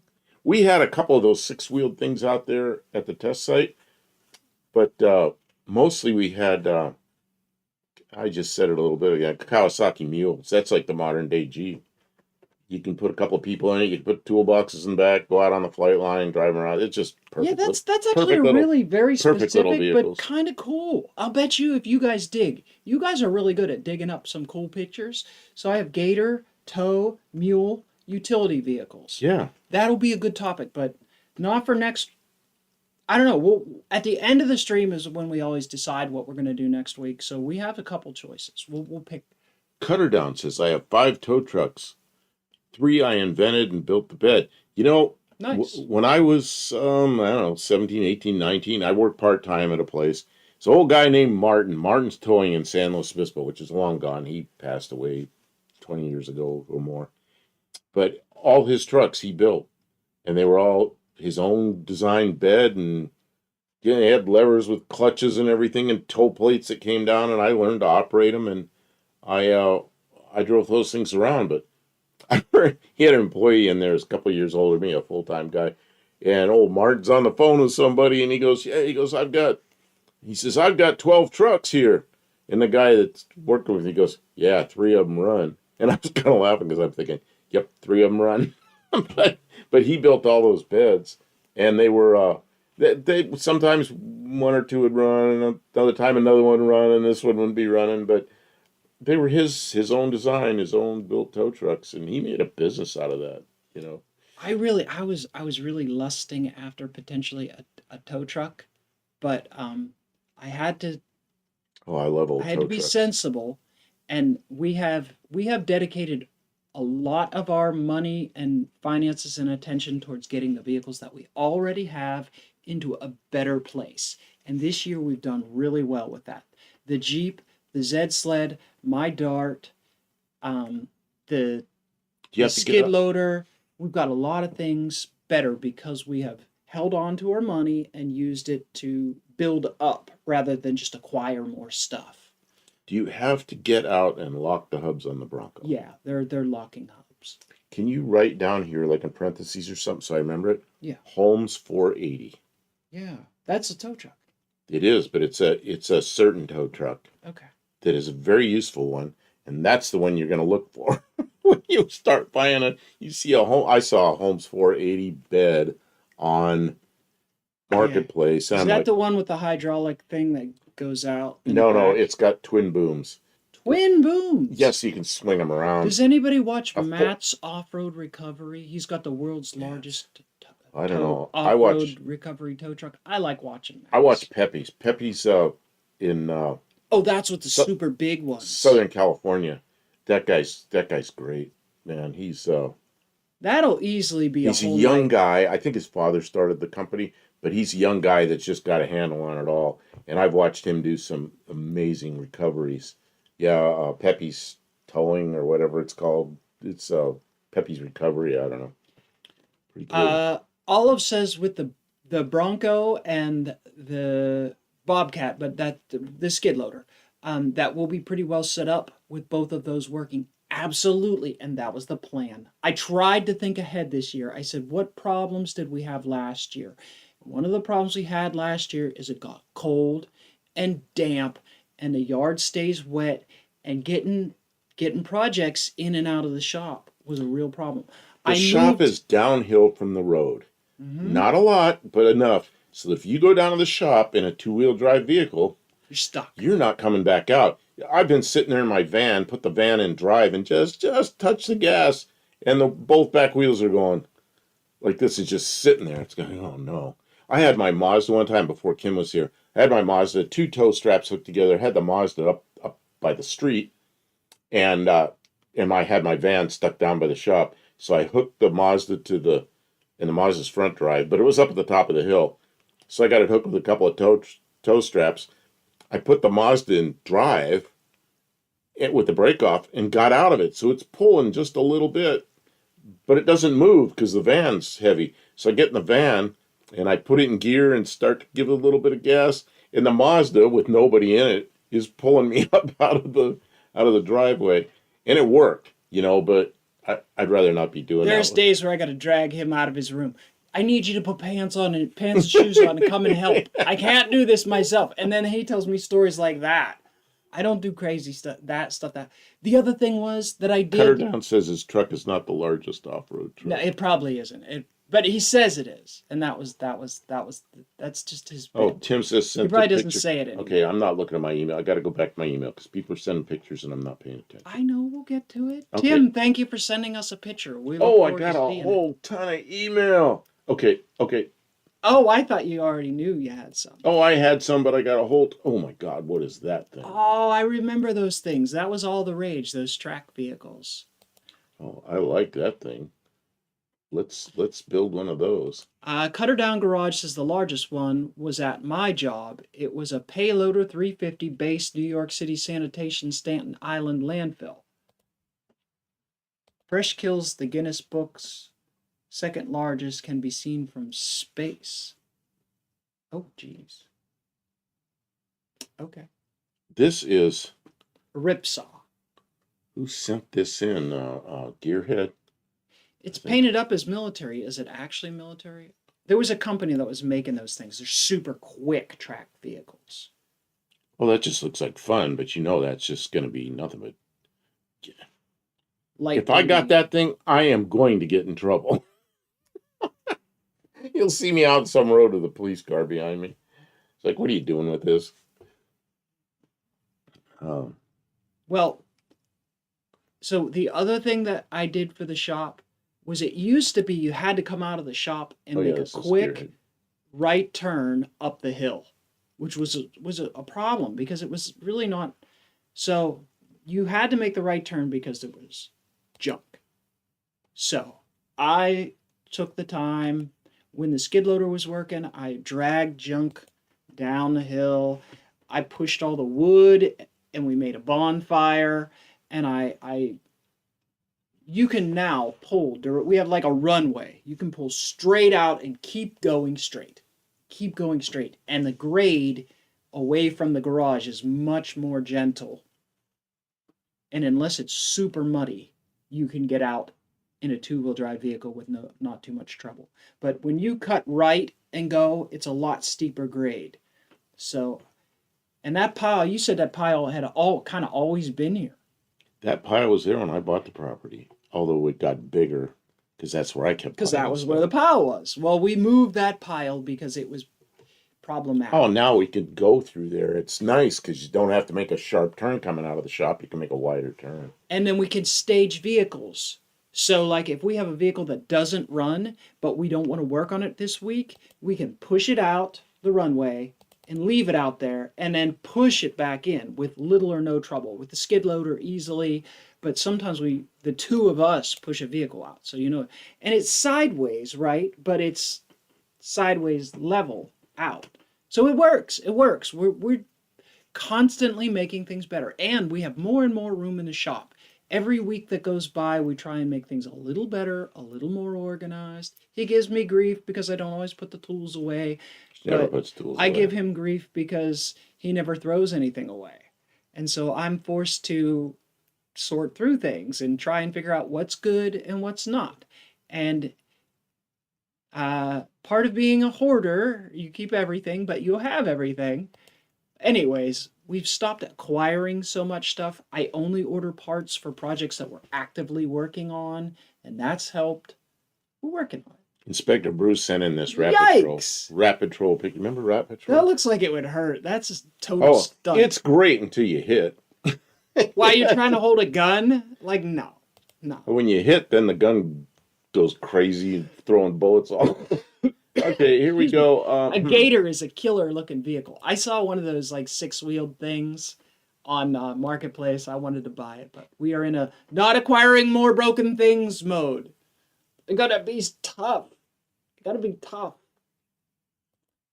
But the good is I get to enjoy actually following through on projects that I've wanted to do, Like at some point we might actually put the Studebaker back together. Like it's on the agenda for the next year. Do I think we'll get to it in the next year? Nah. But did I think we were going to get to the Bronco? No, and we're already there. Like, what was it, like 2 weeks ago? We sat down with some note cards and we put all the stuff on them. We said, what do we want to do?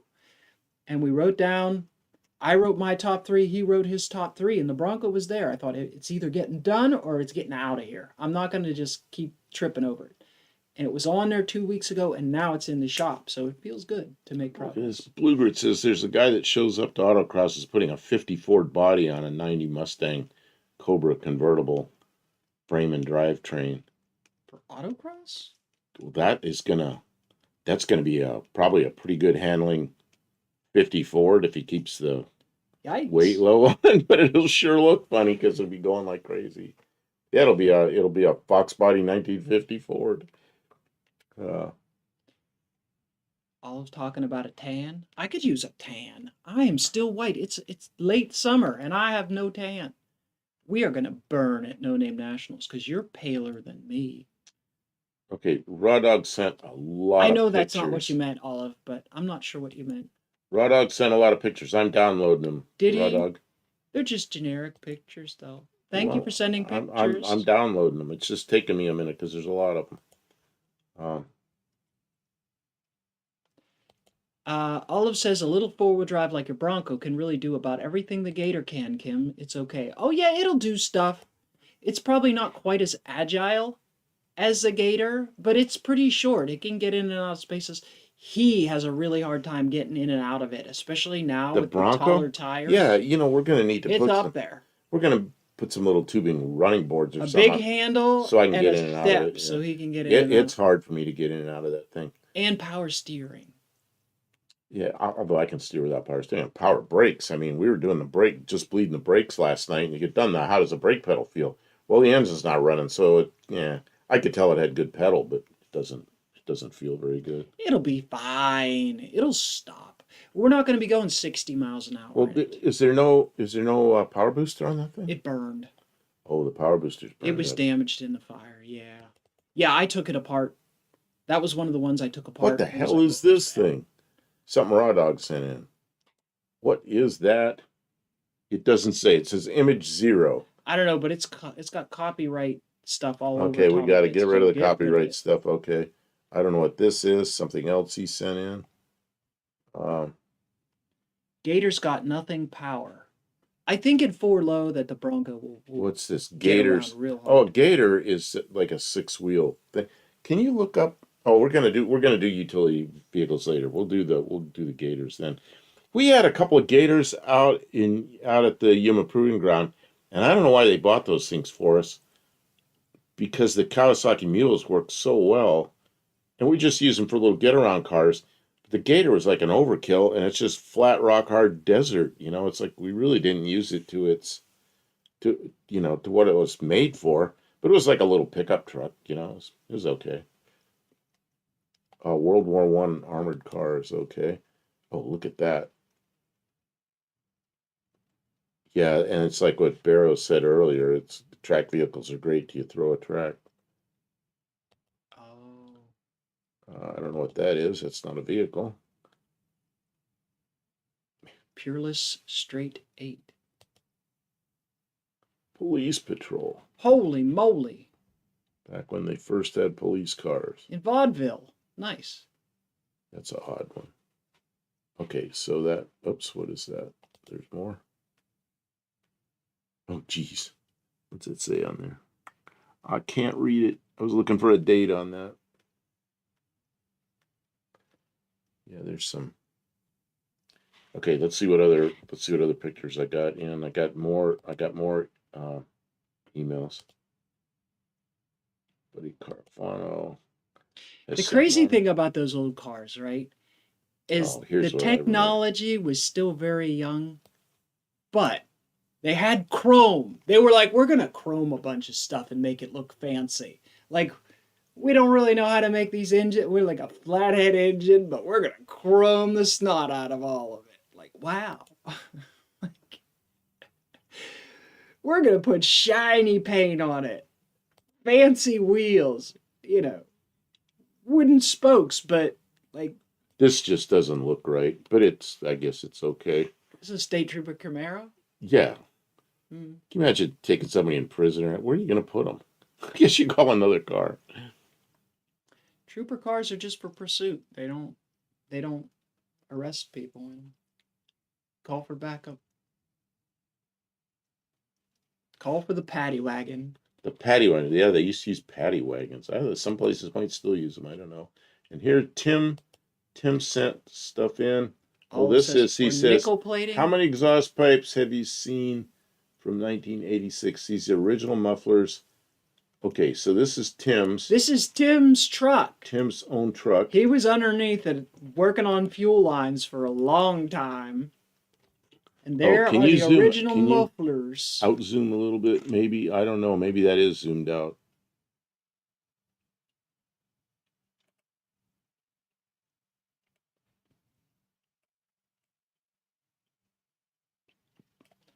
They're not looking too bad. They must have well kept that truck. Kept it high and dry. I noticed something in Colorado there wasn't It's always been outside. There weren't so many rusty cars in Colorado. And when I'd cross into, like you go up out of Denver and head north, I don't remember what interstate that is, somebody will know. And you go into Cheyenne, Wyoming, as soon as you're Wyoming, man, rust cars everywhere. And I think in Colorado they may not be using salt, they might be using something else. I don't know. But in Wyoming, man, they must use a lot of salt because, I mean, just in a few miles across the border, you start seeing really rusty cars. So this is out of Colorado. Bear Rose tells the story. Oh wait, Average Tinker. Average Tinker is here. Good evening. And he got an ad. Nice. Oh, 2 points. And all it says nickel has a depth and tone to it, but it's nice. Yeah, I like nickel. I like nickel a lot. But yep. Bear Rose Garage says that Colonel Patton and Blackjack Pershing, next to the Dodge Brothers track, Pershing bought those with his own money to taste down Poncho. I don't know what that means exactly. Maybe you know that better. Pretty cool. Tim says, I was bought in Ohio and spent a few years in Florida, so you must not have driven it in the salt much. No. Says Stray Bullet, I always paint my drive shaft when I change U-joints. You know what? I would like to. A lot of times, though, you'd have to sand and sand and sand, and it's dirty and it gets in your nose and stuff. Like, It's I this. don't know. It's the Just like, shiniest part of his truck. it's the shiniest part. All right. Well, if it's the shiniest part, then yeah, go ahead and do it. But like, I don't know. A lot of old Mopars, I just leave them rust flavored.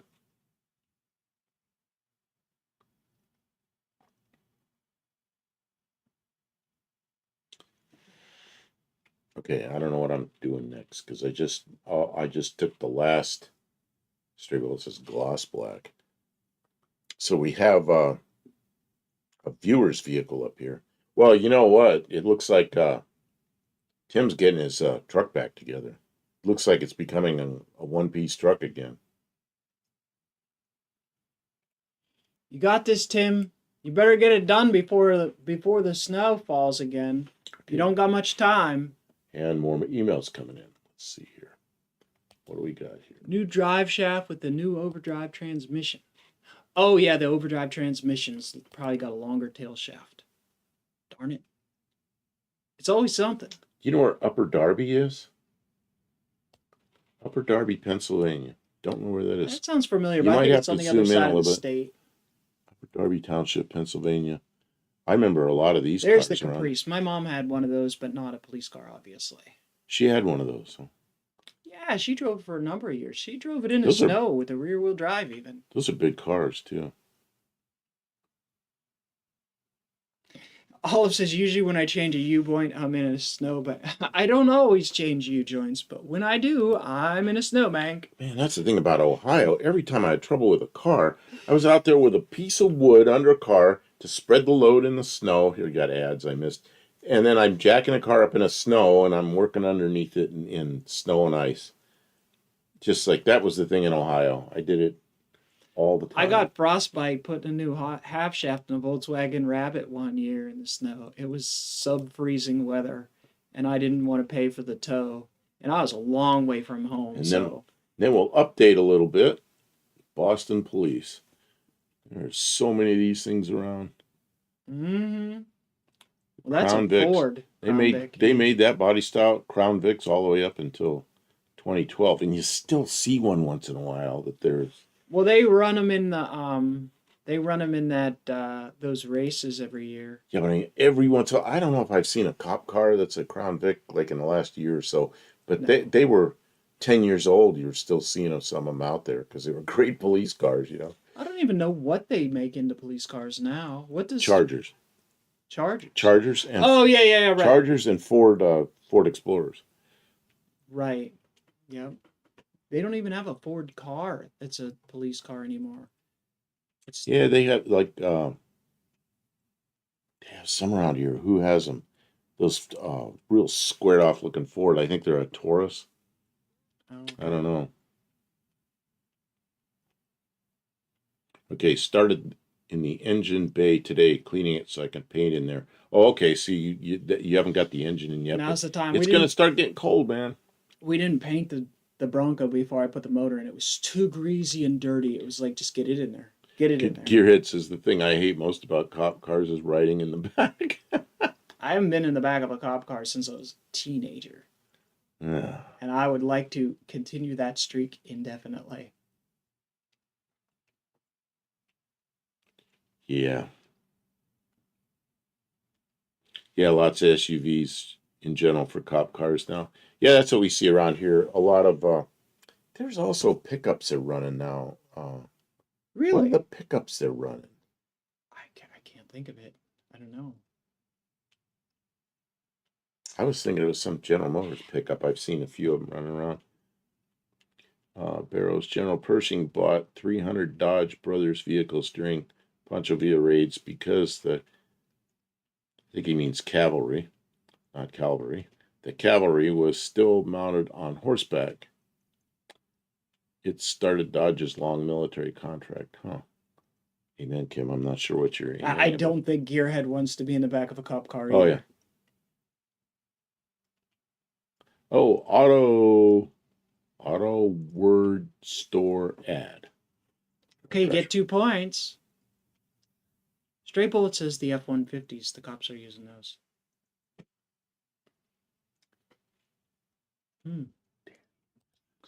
Who is And this? Durangos? Oh, that makes sense. Dodge Durangos in place of Ford Explorers.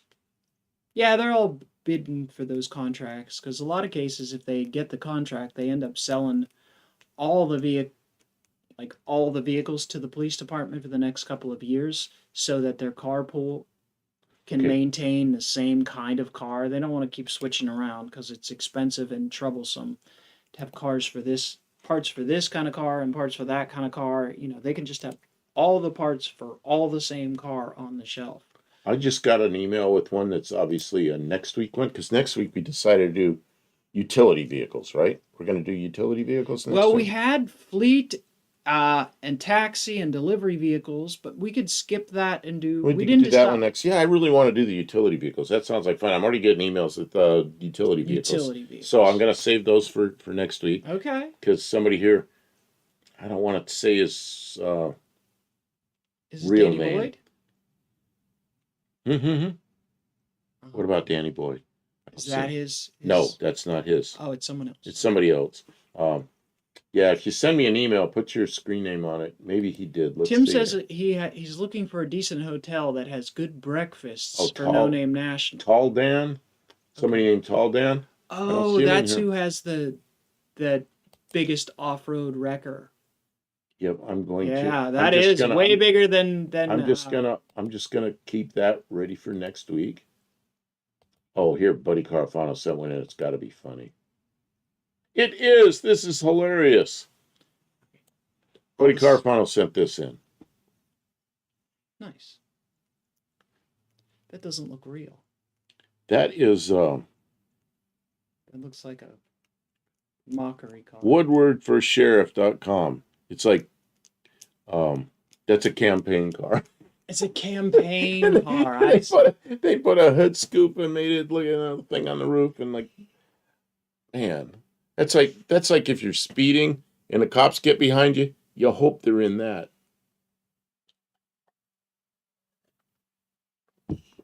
Yeah. Okay. Cut her down, garage. Is that a Vega? That's a Pinto.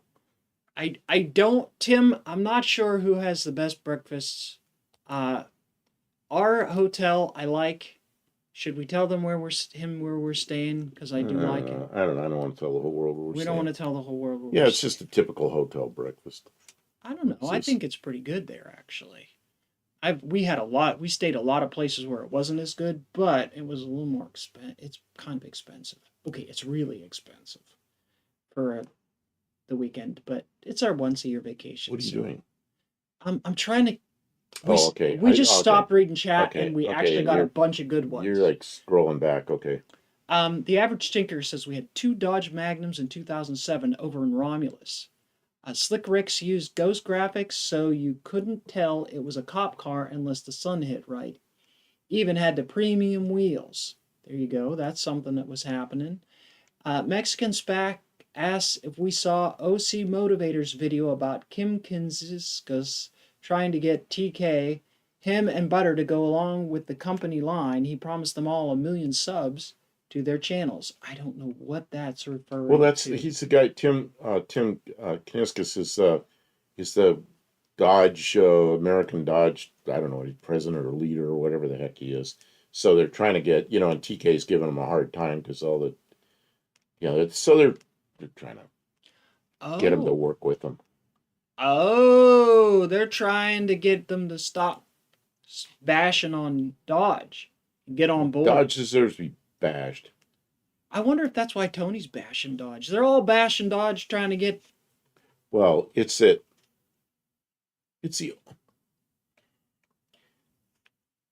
Maybe we should bash Dodge. Maybe they'll give us some money. it's like the true Mopar kind of crowd. You know what Mopars are. They were fast kind of cars that didn't have a lot of accessories on them, taxi kind of upholstery and manual transmissions and stuff. And now there's this thing with all this electronic gizmos, speakers where they were exhaust and donut mode, and really, you think an old Chrysler kind of person's gonna buy that? I don't. Yeah, so they give them a hard time. Oh, here's another one. Here's another one this is, I think this is a real car. Well, remember Tony was telling us subscriber count doesn't mean anything.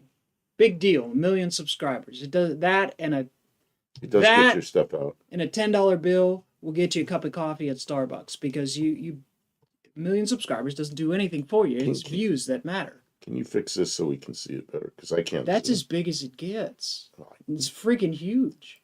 That's just a really small picture. So you can't make that any bigger? If I make it bigger, it's just going to look worse and worse and worse. Watch. Well, okay, I don't know. I'm trying to make it so people can see it. I know, but it's going to... Okay, you can stop right there because that's good enough. That is actually Alabama had those things for their highway patrol cars in, what, 1972? And they actually did. It was on Tim is CEO of Dodge, not the whole company. Antonio Filosa is the CEO of Stellantis. Yeah, it's the. I know that whoever they were talking about there a minute ago. I just said his name a minute ago. Yeah, he's the guy that's in charge of Dodge in the U.S. Maybe they will send you a new Challenger to review. Okay, I don't know that it's going to help them at all because I don't think people come here to get new car reviews. We haven't never done one yet. A new $5 is the new $1. No, $10 is the new $1. Oh, it's probably more like $50, isn't it? Nah, it's 10. It's $1. If you want to go buy something that used to cost you $1, imagine that it's going to be 10, and then you'll be pleasantly surprised when you get 2. I guess it depends on when was is. It used to be go to the dollar store. There's nothing at the dollar store. I am going to look to see. See what? Actual inflation rates? Okay, so none of that's real. Just for, yeah, I know it's probably irrelevant. There are no Challengers so anymore, says Mexican Spec. Challengers? Yeah, there are. Aren't there Challengers? Chargers, Challengers. I don't know if Alabama got Challengers.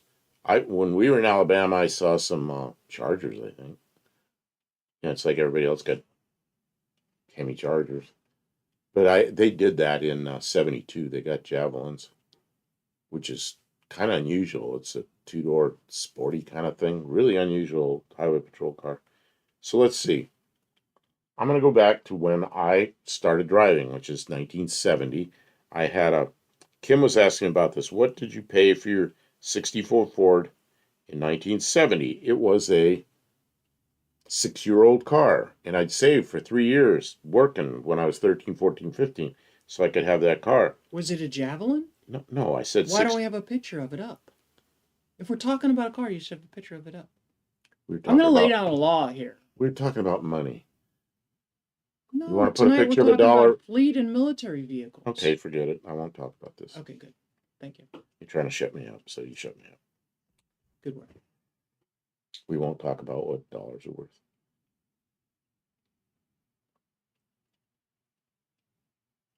They're talking about Stellantis.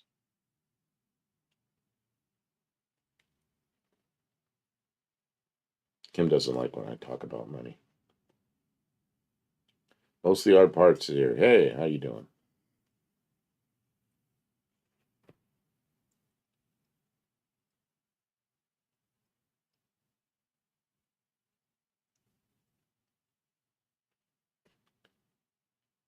Cut her down. My other channel does good. I have 2,000 plus videos on it.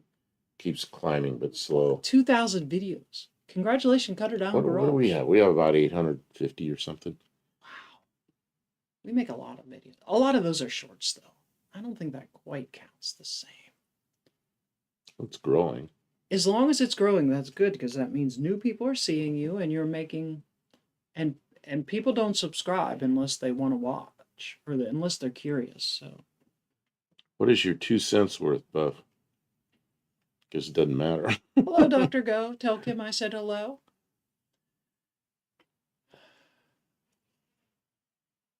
Are you protecting your voice for the race? Here, I was working at McDonald's in Minnesota when they came out with the McDouble. It had 2 pieces of cheese. Then they took 1 piece away. How's it a McDouble with one slice of cheese? I Guess it isn't remember anymore. I never even heard of that thing. McDonald's hamburgers, you used half a piece of cheese. Buddy Carfano says, look up cop car for sale on Marketplace. Oh, there you go, I Kim. could do that. Why are you all the way through all the pictures? I got through the pictures. Oh, No new pictures. okay. I'm going to look at Marketplace and see regionally what we have in store. You talk about something other than inflation. Because all you do is get mad when you talk about inflation. I I'm wasn't like gonna- I wasn't grumpy gonna old get- man I street. wasn't going to get mad. You were going to get mad. No, you were always talking. get You were mad. talking See, you're about. mad now. You were talking about $1 You're mad is now. worth $5, and I'm thinking, no, it's probably more than that. Here we go. That's all we do.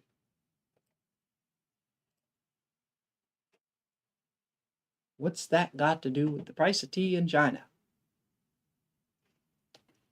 All right. We're looking for police car. You got to put it up And on we're the looking screen. there yet. Say 100 miles. We're going to say 100 miles. That ought to give us a good. That ought to give us a good.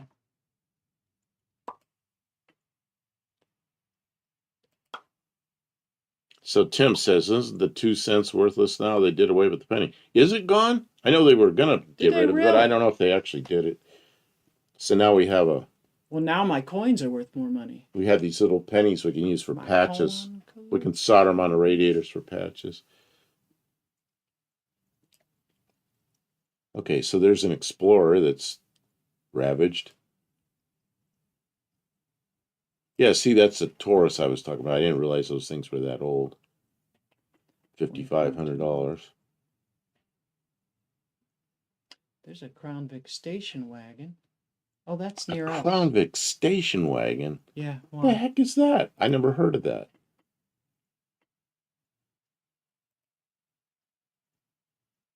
Oh, that style. Ooh, that's the wrong thing. You like that? Stray Bullet says we still have pennies. That's I mean, are they still making them or are they just not? that's just up the street from us. Buddy Carfano, did you know Dr. Art channel was taken down? What? He was on right while we were on. I saw him there. When did they take him down? It had to be within the last hour. No, that was Kiwi, not Dr. Art. Oh, it's Kiwi. Oh, why'd they take Dr. Art's down? From doing burnouts? Why did he get taken down? Dr. Art? Really? Let me see. We should call him and see what's going on with Dr. Art. Have him on a live on here. No, then we'll get taken down. What did he do wrong? Let's Took see. him down. Let's see what's going on here. I'm going to do a. Wow. That's a scary thought. We put so much effort into our channel. If we lost our channel, that would stink. Oh, he was hacked. He has to start from scratch. What? Mexican Spec would know. Why would somebody hack his channel? Well, because he has subscribers, so they would use it for some garbage thing, some kind of. People do that. So he got hacked. That means he would be locked out of his channel. He can't get back into it. He might be able to get back into it. YouTube will, if you can prove ownership, YouTube will get it back for you. Dr. Art is spicy? In what way is Dr. Art spicy? Boy, we just got way off topics. Okay, so now you have an old police car station wagon. That's It's not a rusty as police shit. car. It's just a station Well, wagon. oh, it says police car. You searched police car, so I thought it was. Why it's like that. Oh, it updated the whole thing there. What's that green thing? It says it's a Coronet custom. Whoop, that's a video. We don't really want a video. No, we don't want to see videos. That would have been a police car, right?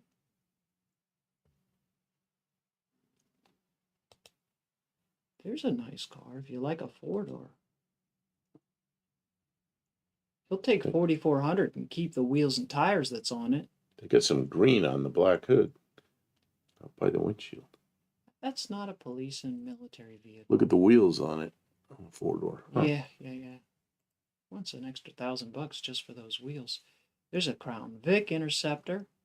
Police Interceptor Crown Vic. There you go. Yeah, mostly all parts. I got it here. I'm downloading while Kim's doing that. I'm not seeing a lot of police. There's a Ford Explorer police version. 17, yeah. How much is that? Franklin, Tennessee. Yeah, for 17, $3,000. You can have it now. I guess if you want one of those. Here's a Charger. That's like a police car. Okay, and now we are out of the area, so there's not a whole lot. Here's a Police Interceptor Impala. See, they're saying Interceptor, that's the motor. There's another 4.6 V8 Police Interceptor motor. Here's a Ford Crown Vic that looks like it's been blacked out over the police equipment. Not too much on Marketplace in the way of old police car, decommissioned police. Scroll up just a tiny bit, tiny bit. What's that right above my head? That one. What's that one right there? $4,000. That's a LS. 2012 LS powered Chevy Impala Mm-hmm. for $4,000. That's probably a Fast that car. could probably be a quick car. You could probably make it into a quick car. There's really not much here. Oh, look at that smash thing, man! Yeah, that's a pretty much 20-year-old car though. That's pretty much done. That's about had it. Cooked.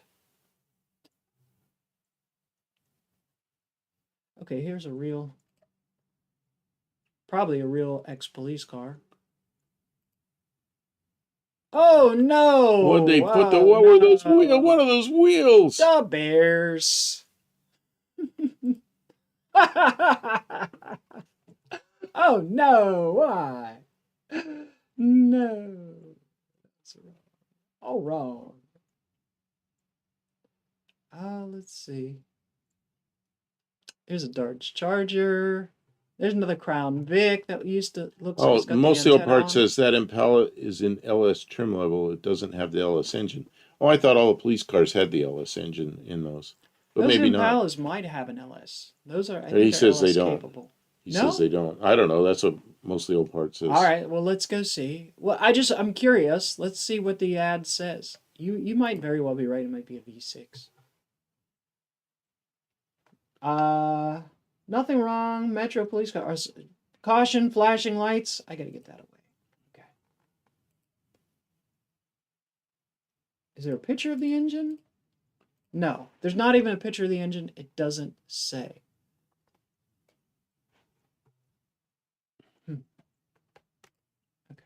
I don't know.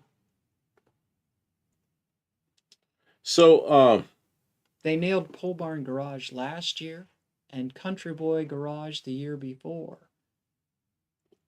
Who is that? The scammers? Make sure you're using two-stage authentication.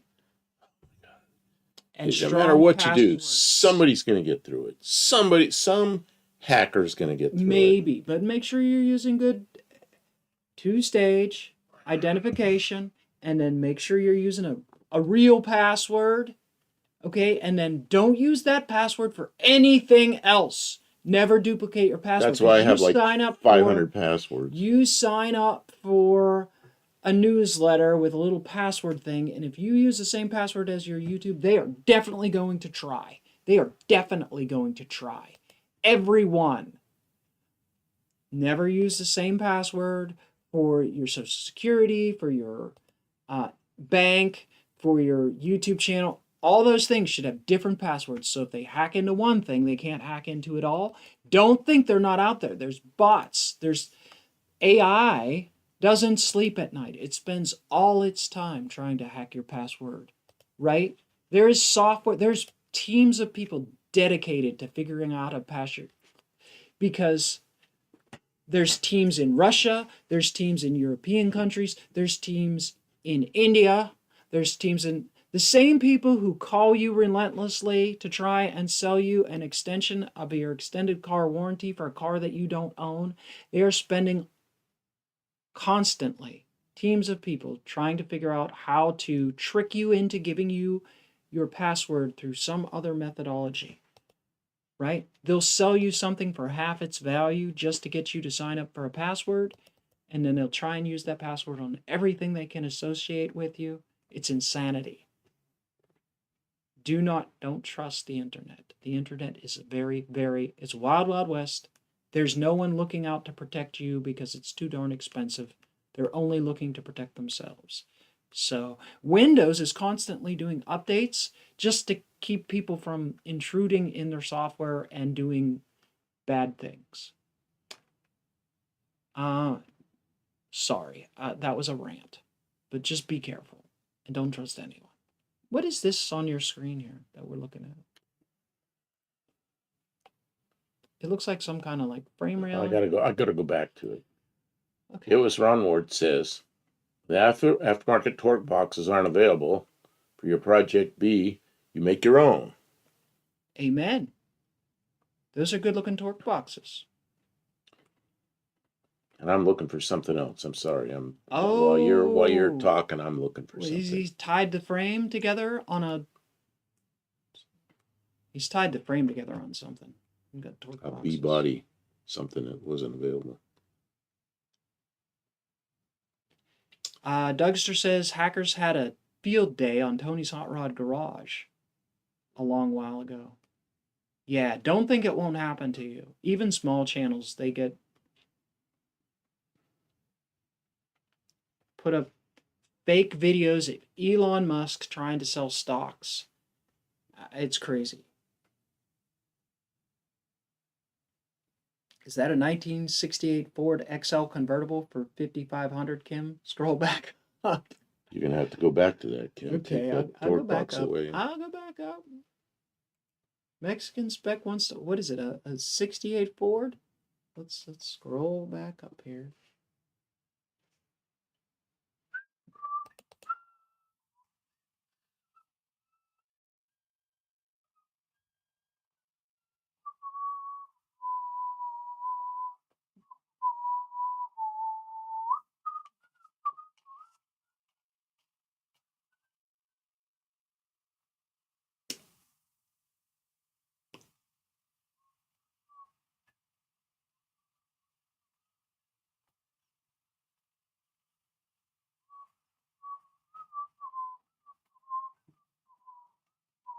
I don't see anything that old.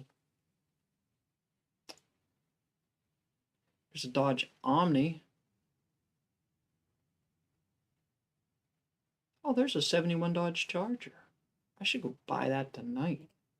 Oh, geez. You drag another thing in here. What's that thing on the hood? Hole. I don't remember seeing anything like that before. Mexican specs going up, up, up, up, up. Everybody's going up, up. Near the top. I'm looking at this Dodge Charger. It's not completely all roached out. I mean, it's a basket Until you case. get it here and you start looking at it. It's clearly a basket case.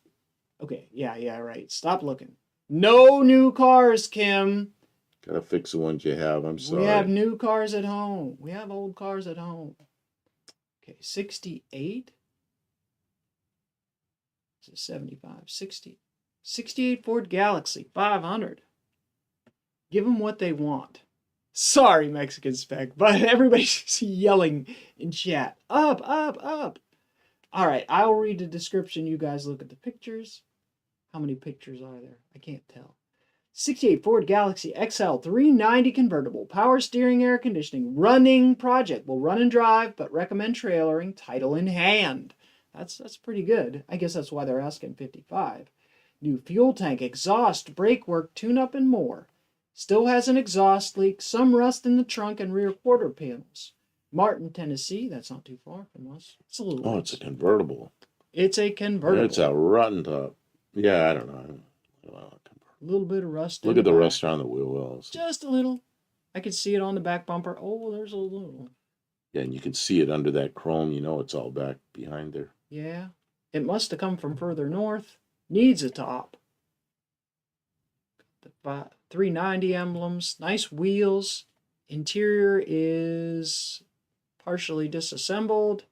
Looking a little worse for the wear, but it's there. What's that shift in the console called when it's like a handle like that? There's a special name. Horseshoe or something? I don't remember. Somebody will know on here. They can get some points. Hey, Tavo! He says, oh, it's Tuesday. It's Tuesday, Wednesday. It is Tuesday. Yeah, it's Wednesday there. Live from Clarksville, Tennessee, it is the Buff and Kim Show. It's yesterday here. Barry Cootis here too. Hello, welcome in. looking Did you for guys just come to maybe They were maybe on, Kiwi? They were on Kiwis. They were on Kiwi. I'll bet you. Yeah. Yeah. Kiwi. Kiwi left, dropped and out, now and then- all the people who like Kiwi better than us are coming in. They're gonna Well, they're gonna from ask the same Kiwi questions as all the people who've Kiwi been land here. down there. They're gonna talk about the same cars that we already talked about. Send us some pictures, guys. I'm giving you a hard time, but welcome in. Thanks for being here. I'm We looking appreciate for my you. pictures. We're right not now. going to go for 4 hours though. That when we used to go for 4 or 5 hours Oh, that's because crazy. we'd yeah. get first shift, second shift, and then we even get third shift, and then we'd be like, "We're dying, we're done." Surprised it's so cheap? Well, it's not complete, and it's got some rust. Like, I mean, it's obviously in need of a lot of things. Look, there's a hole in the trunk pan there. Somebody's done a lot of work though. You could see the new exhaust pipe. You could see the new fuel tank and hangers. I mean, it would be that car has a horn ring. Miracle. Yeah, they don't hold up. The engine, look, they put a new brake some new brake parts on. I mean, a running driving vehicle with brakes and stuff like that, and a running engine and everything like that is kind of really cool. Cabo. Excuse my lack of current awareness. What was this week's topic? We were doing police cars and military vehicles. Yeah, we've been doing that for 2 hours. Oh, we got commercials coming in. I can't find the pictures I'm looking for. Hey, when the hunger strikes, you just got to do something about it, Olive. We understand. You're not missing much. We're just... And I mean, a big part of why we're here, we have the pictures to make it visually interesting. Like sometimes we do something like this, put this up, and What are we looking all of a at sudden here? Mexican spec. Oh, that's not the best picture, is it? That's just a 390 engine. There's a picture of the... Oh, this looks too much like what we work on. I know, this is very familiar. He likes it. He thinks this is fantastic because it has what did he say? Because it has a horn ring, a big block, and it's a convertible, and it has the headlight covers, and it runs and Oh yeah, drives. Mexican Spec likes hidden headlights at work. Yeah. He thinks this is a good price. So, I mean, Mexican Spec knows these things. Guys, this is just sitting here in Martin, Tennessee. It's been listed for 19 weeks. By now, this guy's ready to deal. Make this guy an offer, and you will drive this sweet convertible home.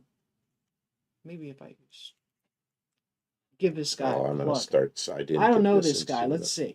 Look, he's got 13 5-star reviews. That means he is good. He's a real person in Martin, Tennessee. Boyd Campbell.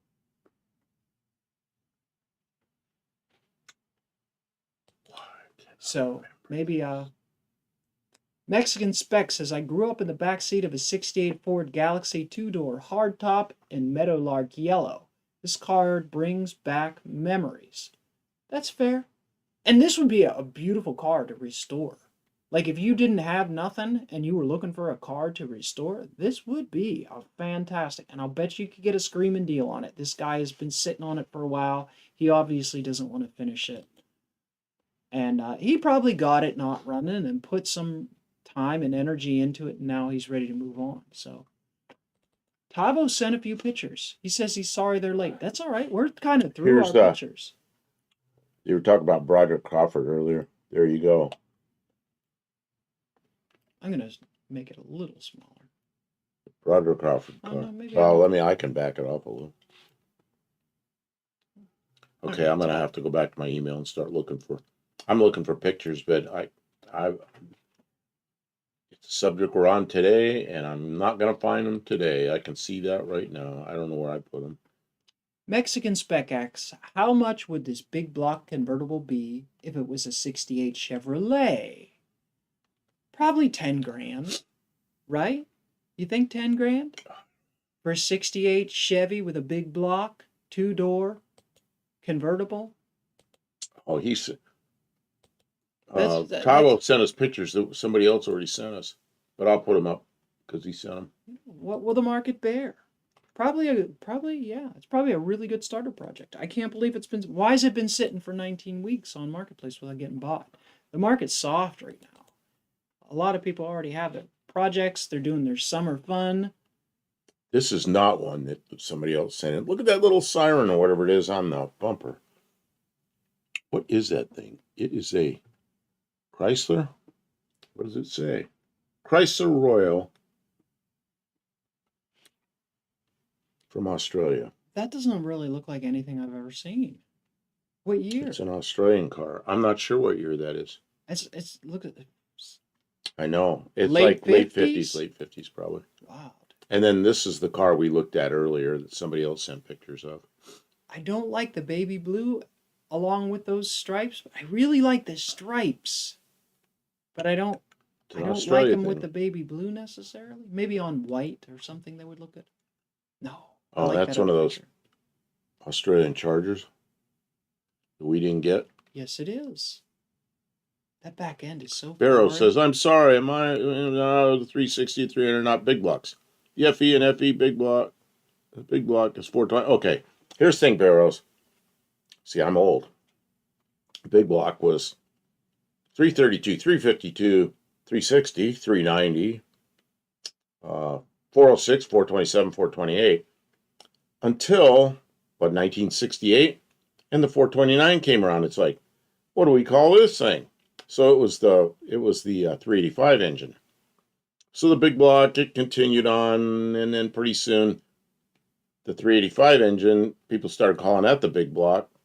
So the FEs, they started calling the FE, which is what Ford actually called them.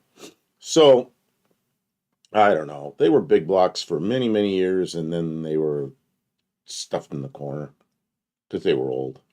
So yeah, I tend to call them big blocks, but I guess they're not. They're FEs.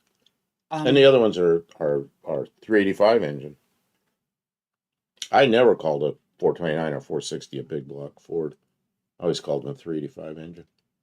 Olive says Aussie plates. I like those Aussie Chargers. Yes, it's the Tavo section. Tavo from Australia loves to send us some pictures, and we really appreciate it because it get a different look at some of our favorites, some classics, but that were never here. That's weird. It says Australian. police up there. That's very much Valiant. Yeah. But with the weird headlights and grill, like I've never seen. That's the nose that I really like on the Valiant that we didn't get. We just didn't get those fenders and hood and that grill. The Dart got those front fenders. Not that swoop down like this. Yeah. The Dart? We never had Darts that had the 67, 68, maybe something like that. Had those funny. They didn't have whatever those little. No, ours never swooped down in the front like. Show me. Okay, I'll look for it. I could be wrong. I'm gonna look for it. 68, 67, 8, 9 Darts had the nose that scooped in the front, and then they went that stupid pointed thing. Mexican Spec says the previous picture. The previous picture, what would that be? This one? That previous picture? The Charger?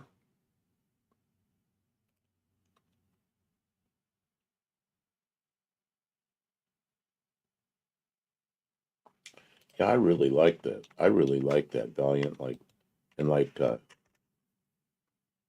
Tavo says, that's like the front end of his. His Ute looks like that. Yeah, we didn't get. Look, on the 68. Oh, maybe it swoops down a little bit. That's a different front end. Yeah, show it. That's a different front end. She says that's the same, but I said, no, that's not the same. That's a 68 Dart. See, it's more like, I don't know. Yeah, it may come down a little bit in the front. But... It does look exaggerated on this, doesn't it? Oh, yeah. I mean, I think this one here, go back to my thing here. Trying to. Yeah, that thing, I think that's really a good looking front end, but I don't like We that didn't get it. grill. It's You don't? weird. I think It's that really looks a good. I think the it's arrow flow over that nicely. I think it looks clean. I don't know. I kind of wish we got it, but we didn't get it. I like the car. Although I think I would prefer a two-door just for value. People like the two-door cars. I don't know. Okay. I can't afford anything super fancy or nice. I can't afford the insurance. And I can't care for it well. It sits under the trees. Everything here is getting ruined. It's tough. Yeah, trees and the weather and everything in Tennessee just Man, deteriorates. I got used to Arizona. Nothing deteriorates. The sun will bake the paint a little bit, but that nothing has permanent damage other than paint. But here, everything just deteriorates. And up north, it's even worse, you know. Everything just turns to crap. same Unless you're book out, of but out in the sketches, but desert. not the same, maybe, says Olives. I think so. Same sketchbook, but different stamps.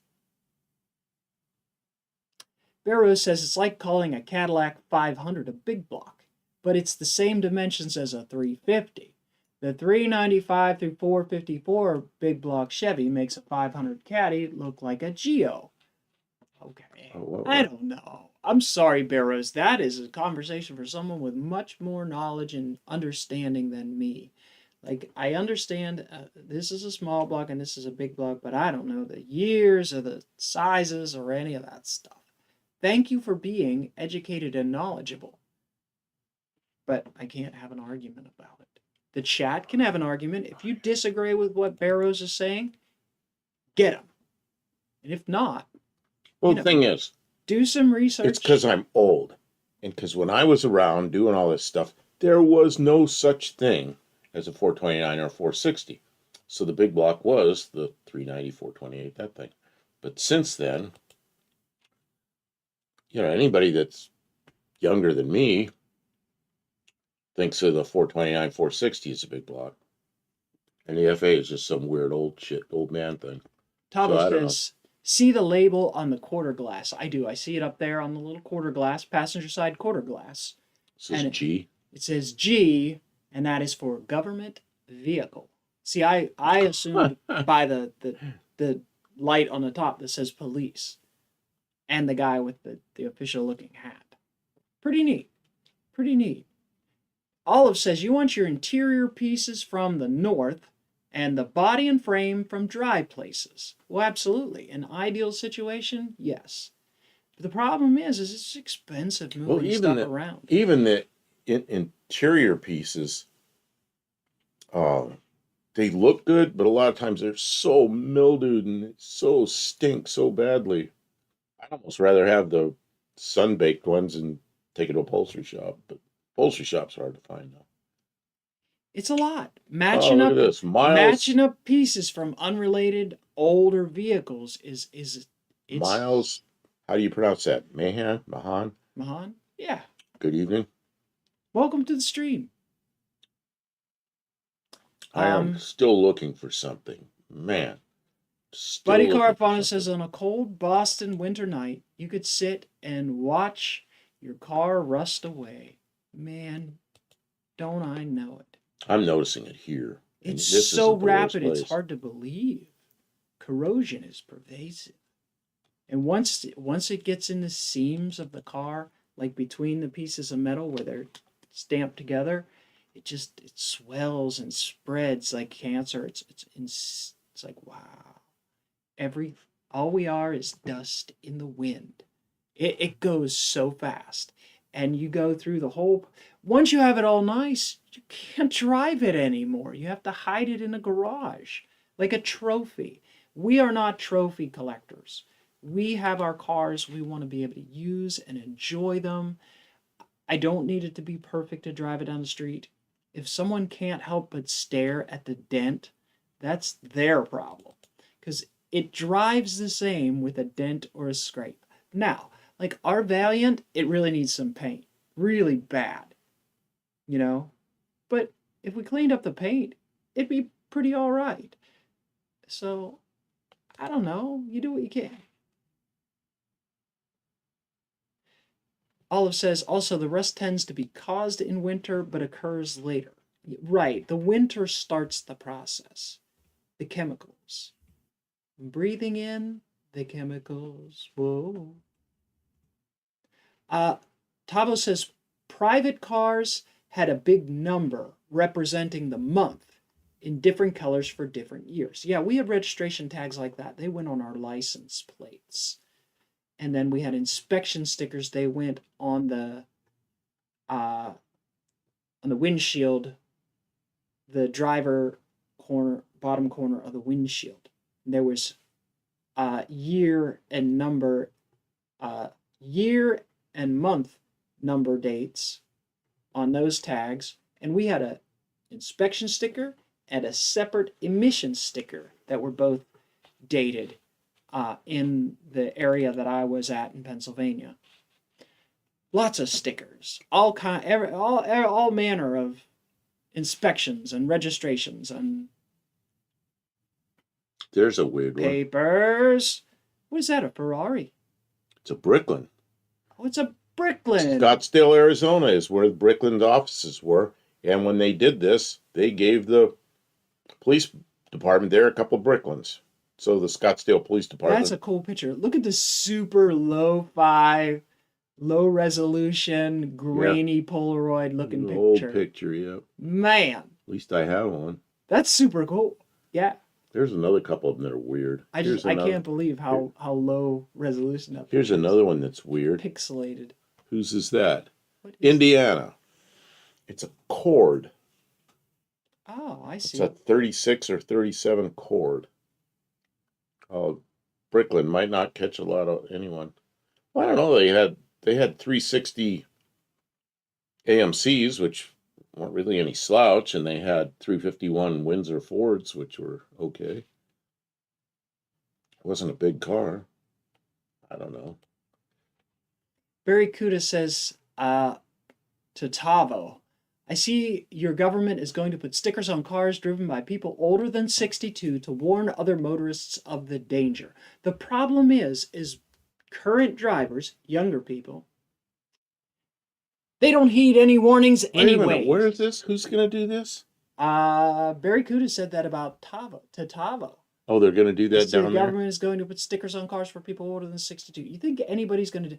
Everybody's driving out there right now like it's a video game, Grand Theft Auto.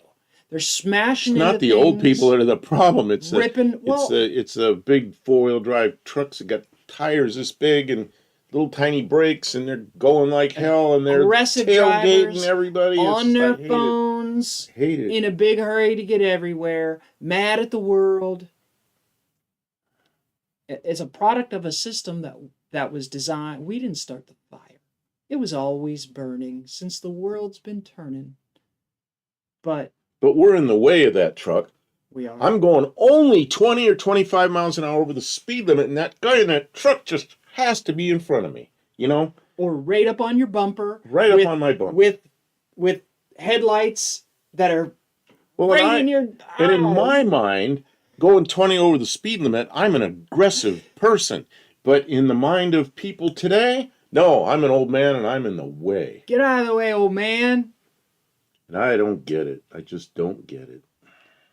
Barrows is asking if Cord was built in Springfield, and he says that the Cord has front-wheel drive and fold-away headlights. It does. Nice?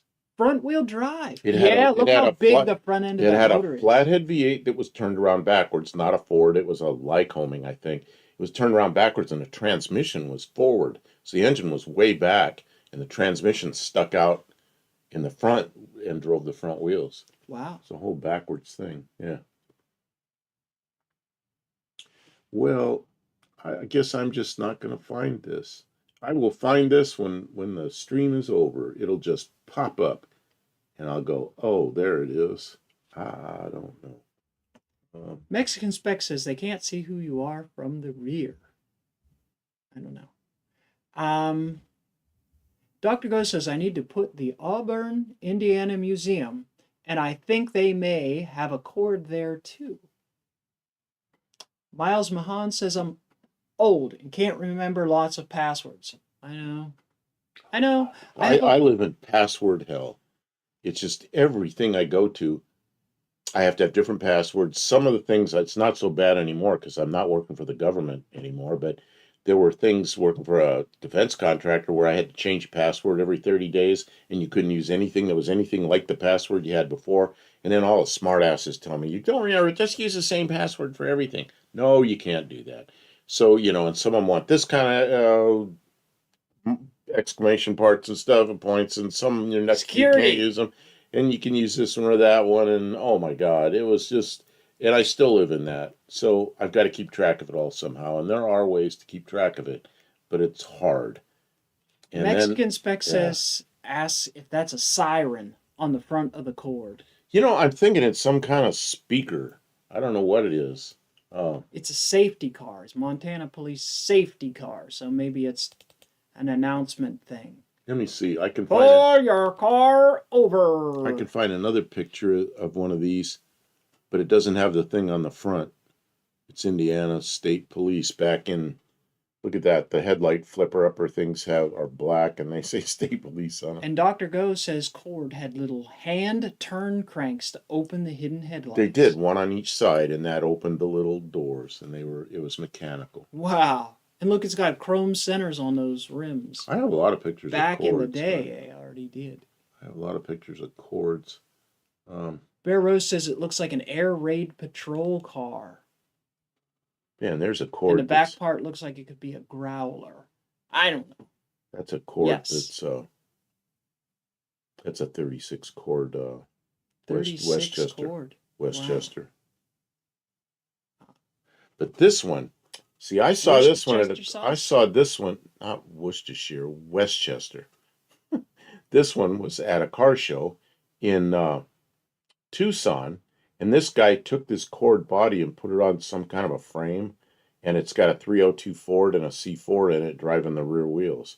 So this was kind of an odd one, but he is an old guy, and that was his car. He drove it around. So Tukey's here. Hey, I got your email. It's going like this, and I'm talking to Tukey. I'm going to share that email with Kim when we're finished here tonight. Later. Okay. Is this something inappropriate? No. It's Okay. just Tukey tells a little bit about what's going on. Oh, okay. Personal stuff. Personal stuff, yes. So sharing. Well, thank you. So I'm going to share with you when we're finished here. Okay. Olive says, remain in your homes. Godzilla is just here for burgers. Do not look like burgers. Remain calm. Yes, it is important when Godzilla is looking for burgers to not look like a burger. Remain calm unless your house looks like a burger, and then evacuate immediately. If you are working at the burger joint and there's a giant burger on the roof, you should probably run screaming like a crazy person. Mexican Spec says Mexican Spec's wife bought him a book titled Shit I Can't Remember. That is to write down all the passwords and stuff.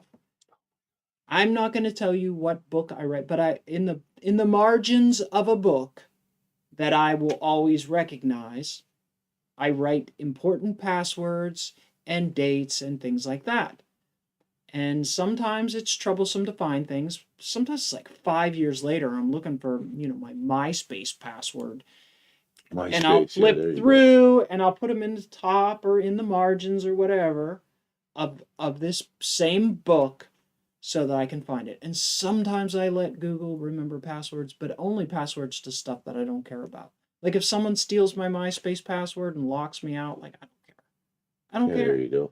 Right? But stuff that's really important, I don't give to Google. So banking and all that stuff. You cannot use the same password. I know it's hard to remember, but you just can't do it. It's not safe. People get hacked all the time.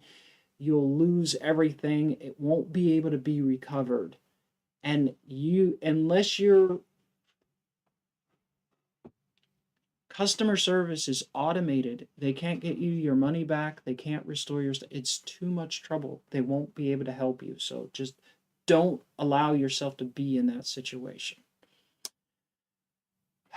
This book is separated alphabetically so you can find it quickly. That's kind of smart. Yeah, sometimes you have to put it in two places because you might think of, like, YouTube. Is that under U or under Y? Read Mark Silvey down there at the bottom. lulled. I forgot to let this on. I just got home. I was wondering where the talking was coming from, says Mark Because Sauvé. Mark Sauvé was in there like at 1 o'clock this Oh, afternoon. he put it on He and put it's it been on left, running. and he came home, and it's people talking in his house. Well, welcome in, Mark. We said hello to you earlier because it showed you were here and we thought you were watching, so we're just repeating. No, we didn't. We didn't. We don't. We're not What's in that. this? I could go up to top fans and I think I can see everybody who's logged in if their profile is public. But Olive says, not bad, Max. I can physically protect a notebook. Yeah. You just, make sure no one's in your stuff, right? Like, a notebook is not a good way to protect things from your wife, right? Because when you are asleep, she can look in there, right? So it won't work for everybody, you know? Will your housemates steal the Wi-Fi password so they can get free Wi-Fi? Or will your neighbor raid your bedroom drawer to get your passwords? I don't know. I don't know. Spies, ninjas, what level of threat is there for you? You have to decide. And I'm not going to tell you all the things I do. I got lasers. You'll be like in a movie. You'll be like trying to get through the lasers. You'll be using, you'll be on a zip line, and my laser will detect you. Lights and sirens will go off, and then we'll release the dog, release the hounds. They'll chase you down. You know what we have that we don't have pets, right? We don't want to have to feed them Yeah, stuff. where's the dog? We got robot dogs. Remember the robot dogs? You were like, why are you buying 10 robot dogs? I'm like, for security. And you're like, how is that going to. They have guns on the dogs now. Guns and lasers on dogs. Have you seen the gun and laser dogs? I'm getting it. I'm getting pictures so you understand what I'm talking about. I'm still looking for something. I can't believe I can't find this. I'm such a dummy.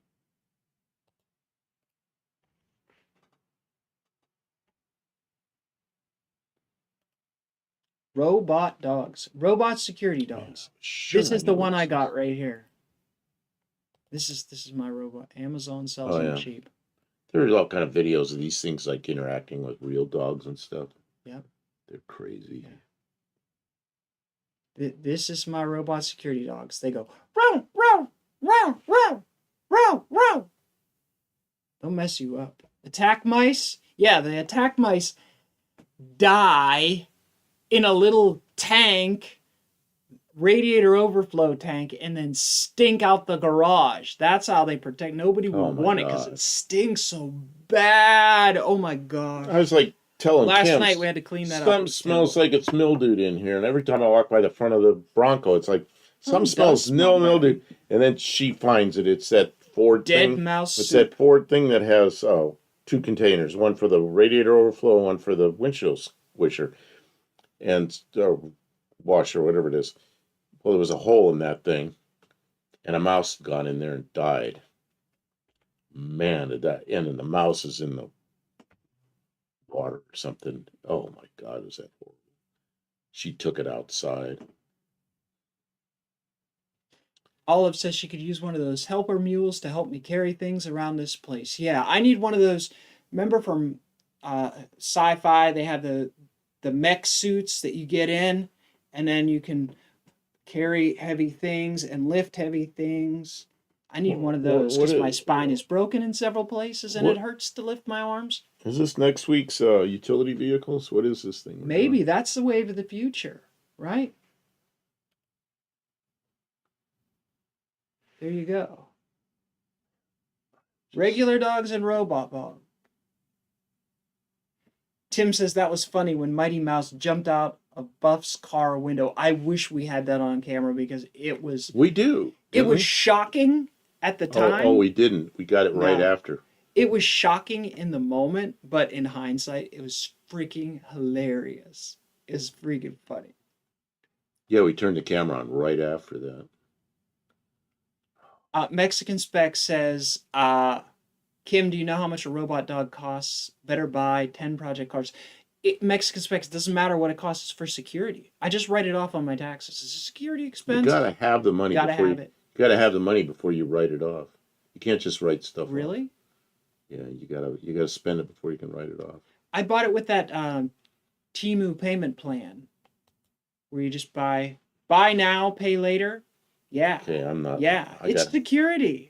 I got to go back to my email because people are sending stuff and I'm not paying attention. I'm looking for stuff that's Really? okay. Police. Stand down. I am a police dog.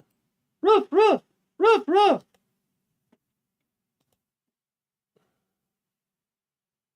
Okay, there's two of them here from Tavo. I'm gonna put them up. Let's see, where are they? You have to have income to write off, Kim. I know Mexican spec. We're broke. Okay, can I you? just want people to think we have security. So I'm telling them about the robot dogs and the lasers. And the sharks with frickin' lasers. Don't Kim, try it. Don't try and steal our passwords. We have security. What's Kim, up? I'm trying to show these pictures and you got this stupid dog on Pictures here. of cars? That's our security dog. We gotta let people know. Don't try it. Don't come here That's some unannounced. kind of a vehicle from down under.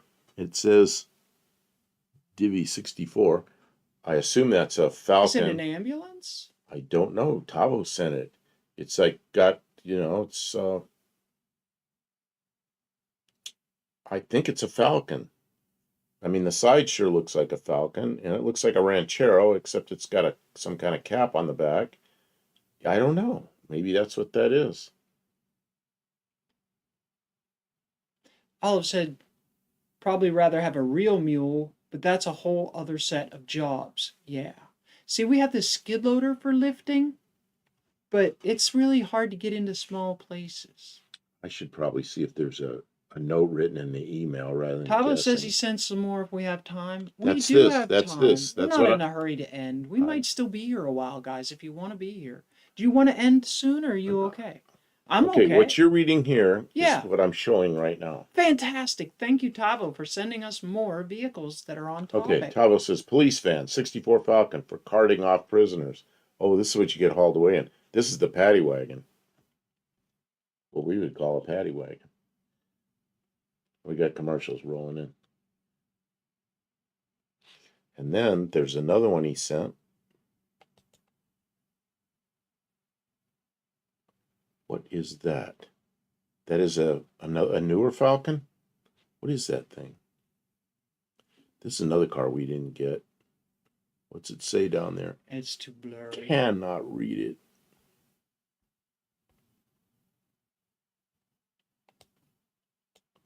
So,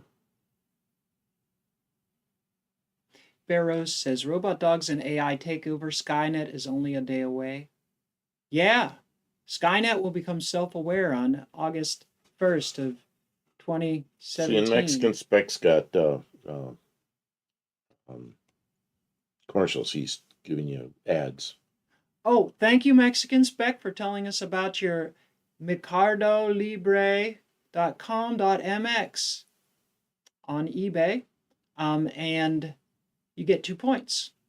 Sorry about the ads, but thank you to our advertisers for sponsoring, because at 7,000 kbit per second, not per minute, per second, we are live in full high definition. So HD. Tavo says, and Olive also, that's what they made the Mad Max Interceptor out of. Okay, so it's a 74 XB Falcon hardtop. Okay, I like those, but we didn't get them here. What? Now I have another question about down under here in 1972. Yeah, 72. They went from brake horsepower to SAE net. And they also lowered all the compression. So, we really lost track of what was going on. Did they do all that same nonsense in Australia? Did they lower compression and change how they were rating the engines? I'm just curious if that happened there, or did they just keep on rolling? And I think in Mexico, I have the same question, but I think in Mexico they didn't lower the compression and keep going. But I'm not sure. I know they were non-smog engines. Stock looking sleeper GT Falcon running gear. Nice. Yeah, hubcaps. Small hubcaps look kind of like the ones we had here, similar. And I see they had side marker lights by then in Australia. Maybe they always had them. Mexican spec in 72 Ford went from flashing side marker lights to steady side marker lights. Oh yeah, they used to flash with the turn signals. I'd forgotten about that. And then Does anybody see the problem with mounting a gun to the top of a robot dog geez. and giving it to AI? I don't think it's a good idea. What is this? That's scary. That would be a law against that. About 1975, when they went from gross to net horsepower. Okay, back to cars, sorry. Oh, look at that. They're taking a... That's a cool picture. What, this one? Yeah. Or which one? This is something that was sent in by Buddy Carfano, I think. Thanks, buddy. I don't know what this is. It's Putting it on a boat. yeah, but okay, I want to get back to this here. They 70 Boss 425 Mustang loaded aboard the USS Coral Sea. Cool picture. Go ahead. Okay, Tao says, yes, about 1975, we went from gross to net horsepower. 75, yeah, I think here they did it in 72. It just messed everything up because you had no idea what because they changed the compression and timing and all that stuff, cam timing, the same time they changed the way they rated the horsepower. So there's no comparison from one year to the next. It just none. It was couldn't do math. It was. I'm sure it was done purposely that way, so you couldn't figure it out. So nobody could figure out what reality was. This is from Mark Sauvé, and I'm trying to pull it up.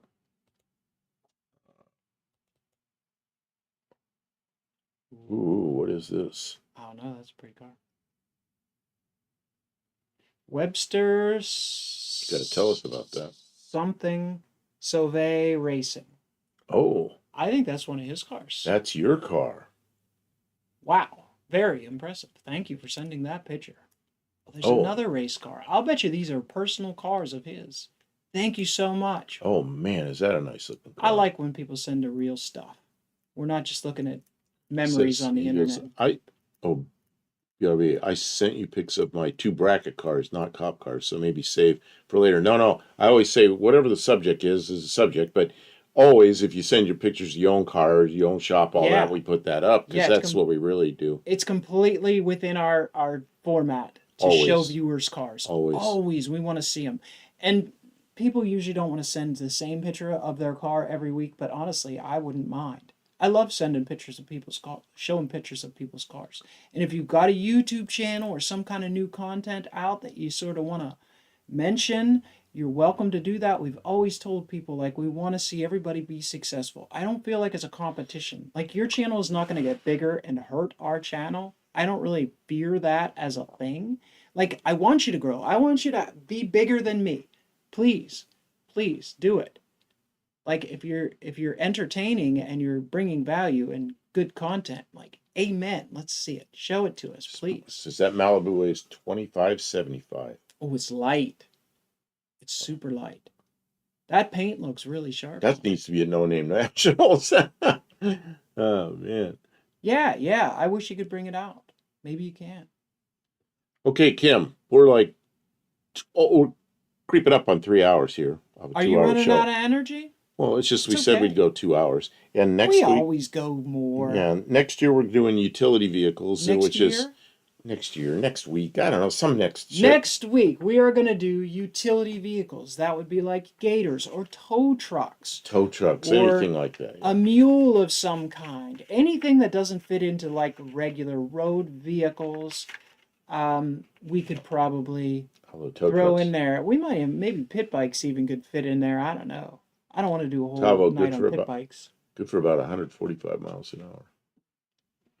Oh, that's the Falcon with the 351. No engine in the Malibu at the moment. That's how project cars are. Yeah, but a Chevy drivetrain is not so hard to acquire. Tim says, where was that barbecue bait shop? Not sure I'll be anywhere near it when I drive to No Name Nationals. I'll tell you exactly where it is.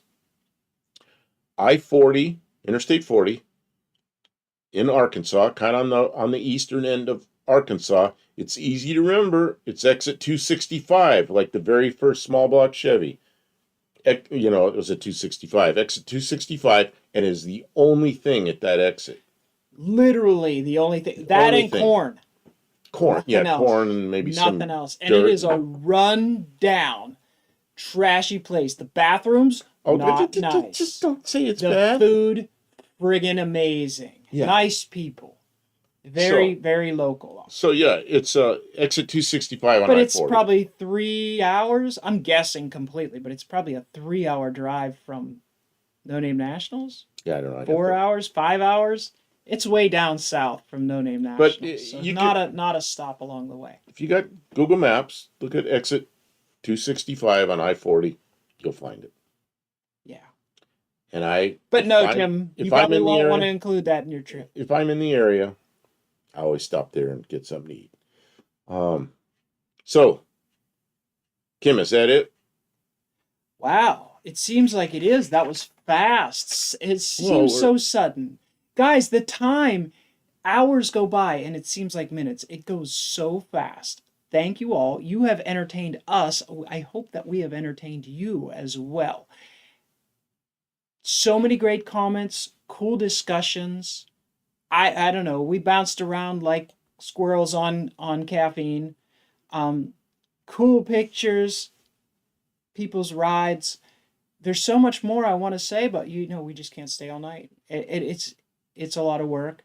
Ari just came Ari's in. popping in as we're saying goodbye. Thank you to our moderators and viewers. Ari, you're gonna have to watch the replay because we're wrapping it up. We didn't have any dancing. Dancing, you're gonna do dancing. I'm Oh gonna yeah, dance. you dance, but you dance when we get super chats and. I dance when we get super chats, and you know what else? I was dancing when we got the Bronco running. You guys can watch the end. Mexican Spec that we got more email. Watch the end of the replay of our recent live. What night was that? Was that Saturday? Saturday night. We got the Bronco running. So look for the replay of the live from Saturday night. We got my Bronco to start after 6 months of me building. And now it's although it needs a fuel system, and it needs electrical, and it needs a bunch of stuff. Oh, he's asking Ari if he got an email. Okay, yeah, because we didn't get an email. And, but yeah, we got a lot of cool stuff going on. But yeah, it's worthwhile watching the replay of that. And it's even better with sound, because that thing growls. It's not even open headers. It's just wide open. No manifolds on it or anything. And I was standing over the side. Oh, that's why it was so noisy. You can't even see on video, but I was watching sparks burn out the side of the exhaust, getting the carbon and stuff like that from sitting around. I mean, it sounds mean. It's like, and it's just sputtering away on my custom-made distributor, custom-made intake manifold, Holly 1920, and Mexican Spec was like, "You're never gonna get that carburetor to run." And I'm sitting there plugging away all Saturday night. We got it running. Sure enough, we did get it to run. So it's the second time Mexican Spec has said we're not going to get something running. We got it run. Hold me closer, Tony Danza. I've never been a dancer. So yeah, I've never been a dancer. Yeah, but I haven't. I can't dance. I can't dance. Who was that? Leo Sayer. I still have to call John Wilburn. Oh yeah, you got to call John. And it's an hour later. It's an hour later there. Yeah, so we got to get. And but oh God, it's almost 11 o'clock there. Okay. Dr. Ghost says, I found 318 cast exhaust manifolds. Do you want them? Yes. Are they LA ones that come out the bottom, or are they the ones that go out the back, or the Magnum ones go out the back? If they're the ones that come out the bottom, yeah, I do. Because all I have is headers, and they'll only fit a truck. Look at Mark Sauvé's. I'm looking beyond the car right now. Yeah. See those orange things against the wall, and then those bins, and then the bins are up above that. Yeah. That's what we need. Some of those. Well, we have the cabinet for the drill bits, so we have a start on it. But we need a lot more. Easy storage, practical storage. That's some pretty nice stuff there. John doesn't sleep. Well, I'm gonna text him, and if he texts me back, then we'll have a phone You know, call. I lost all track of time one night. I was doing lives and watching from this one to that one. And then I called John and I got off the phone and Kim goes, "What are you doing? You don't call somebody at 1 o'clock in the morning?" I'm like, "Huh? What time is it?" And I called John Wilburn and he answered the phone and we talked. But yeah, that was just a complete error because I didn't even know what time it was. I'm not a dancer. You guys just provoke me to do it. But I was jumping Oh, up, jumping Mark up. Sauvé says that's not his garage. Oh, Okay. okay. Well, whoever's garage is pretty nice. Yeah, it's got a lift and everything, man. We can't have a lift in ours because the ceiling's like 7 feet 9 inches, something like that. We could I have a mean, you lift. could have a lift, We but you could can't only lift anything up. well, we could only lift up something that's really short in the first place. Like the Zed, we could lift it up 3 feet. I guess. I don't But know, anyway, not let's wrap it practical. up here. Next week, utility vehicles and stuff like that. Yeah, Tow utility trucks, things like that. vehicles. Show us Okay. what you use around the yard, even if it's just your And lawn then, tractor. okay, I can't hit Kim in the face Don't hit me in the face. because I always lift this hand up and then I whack her in the face. Okay, so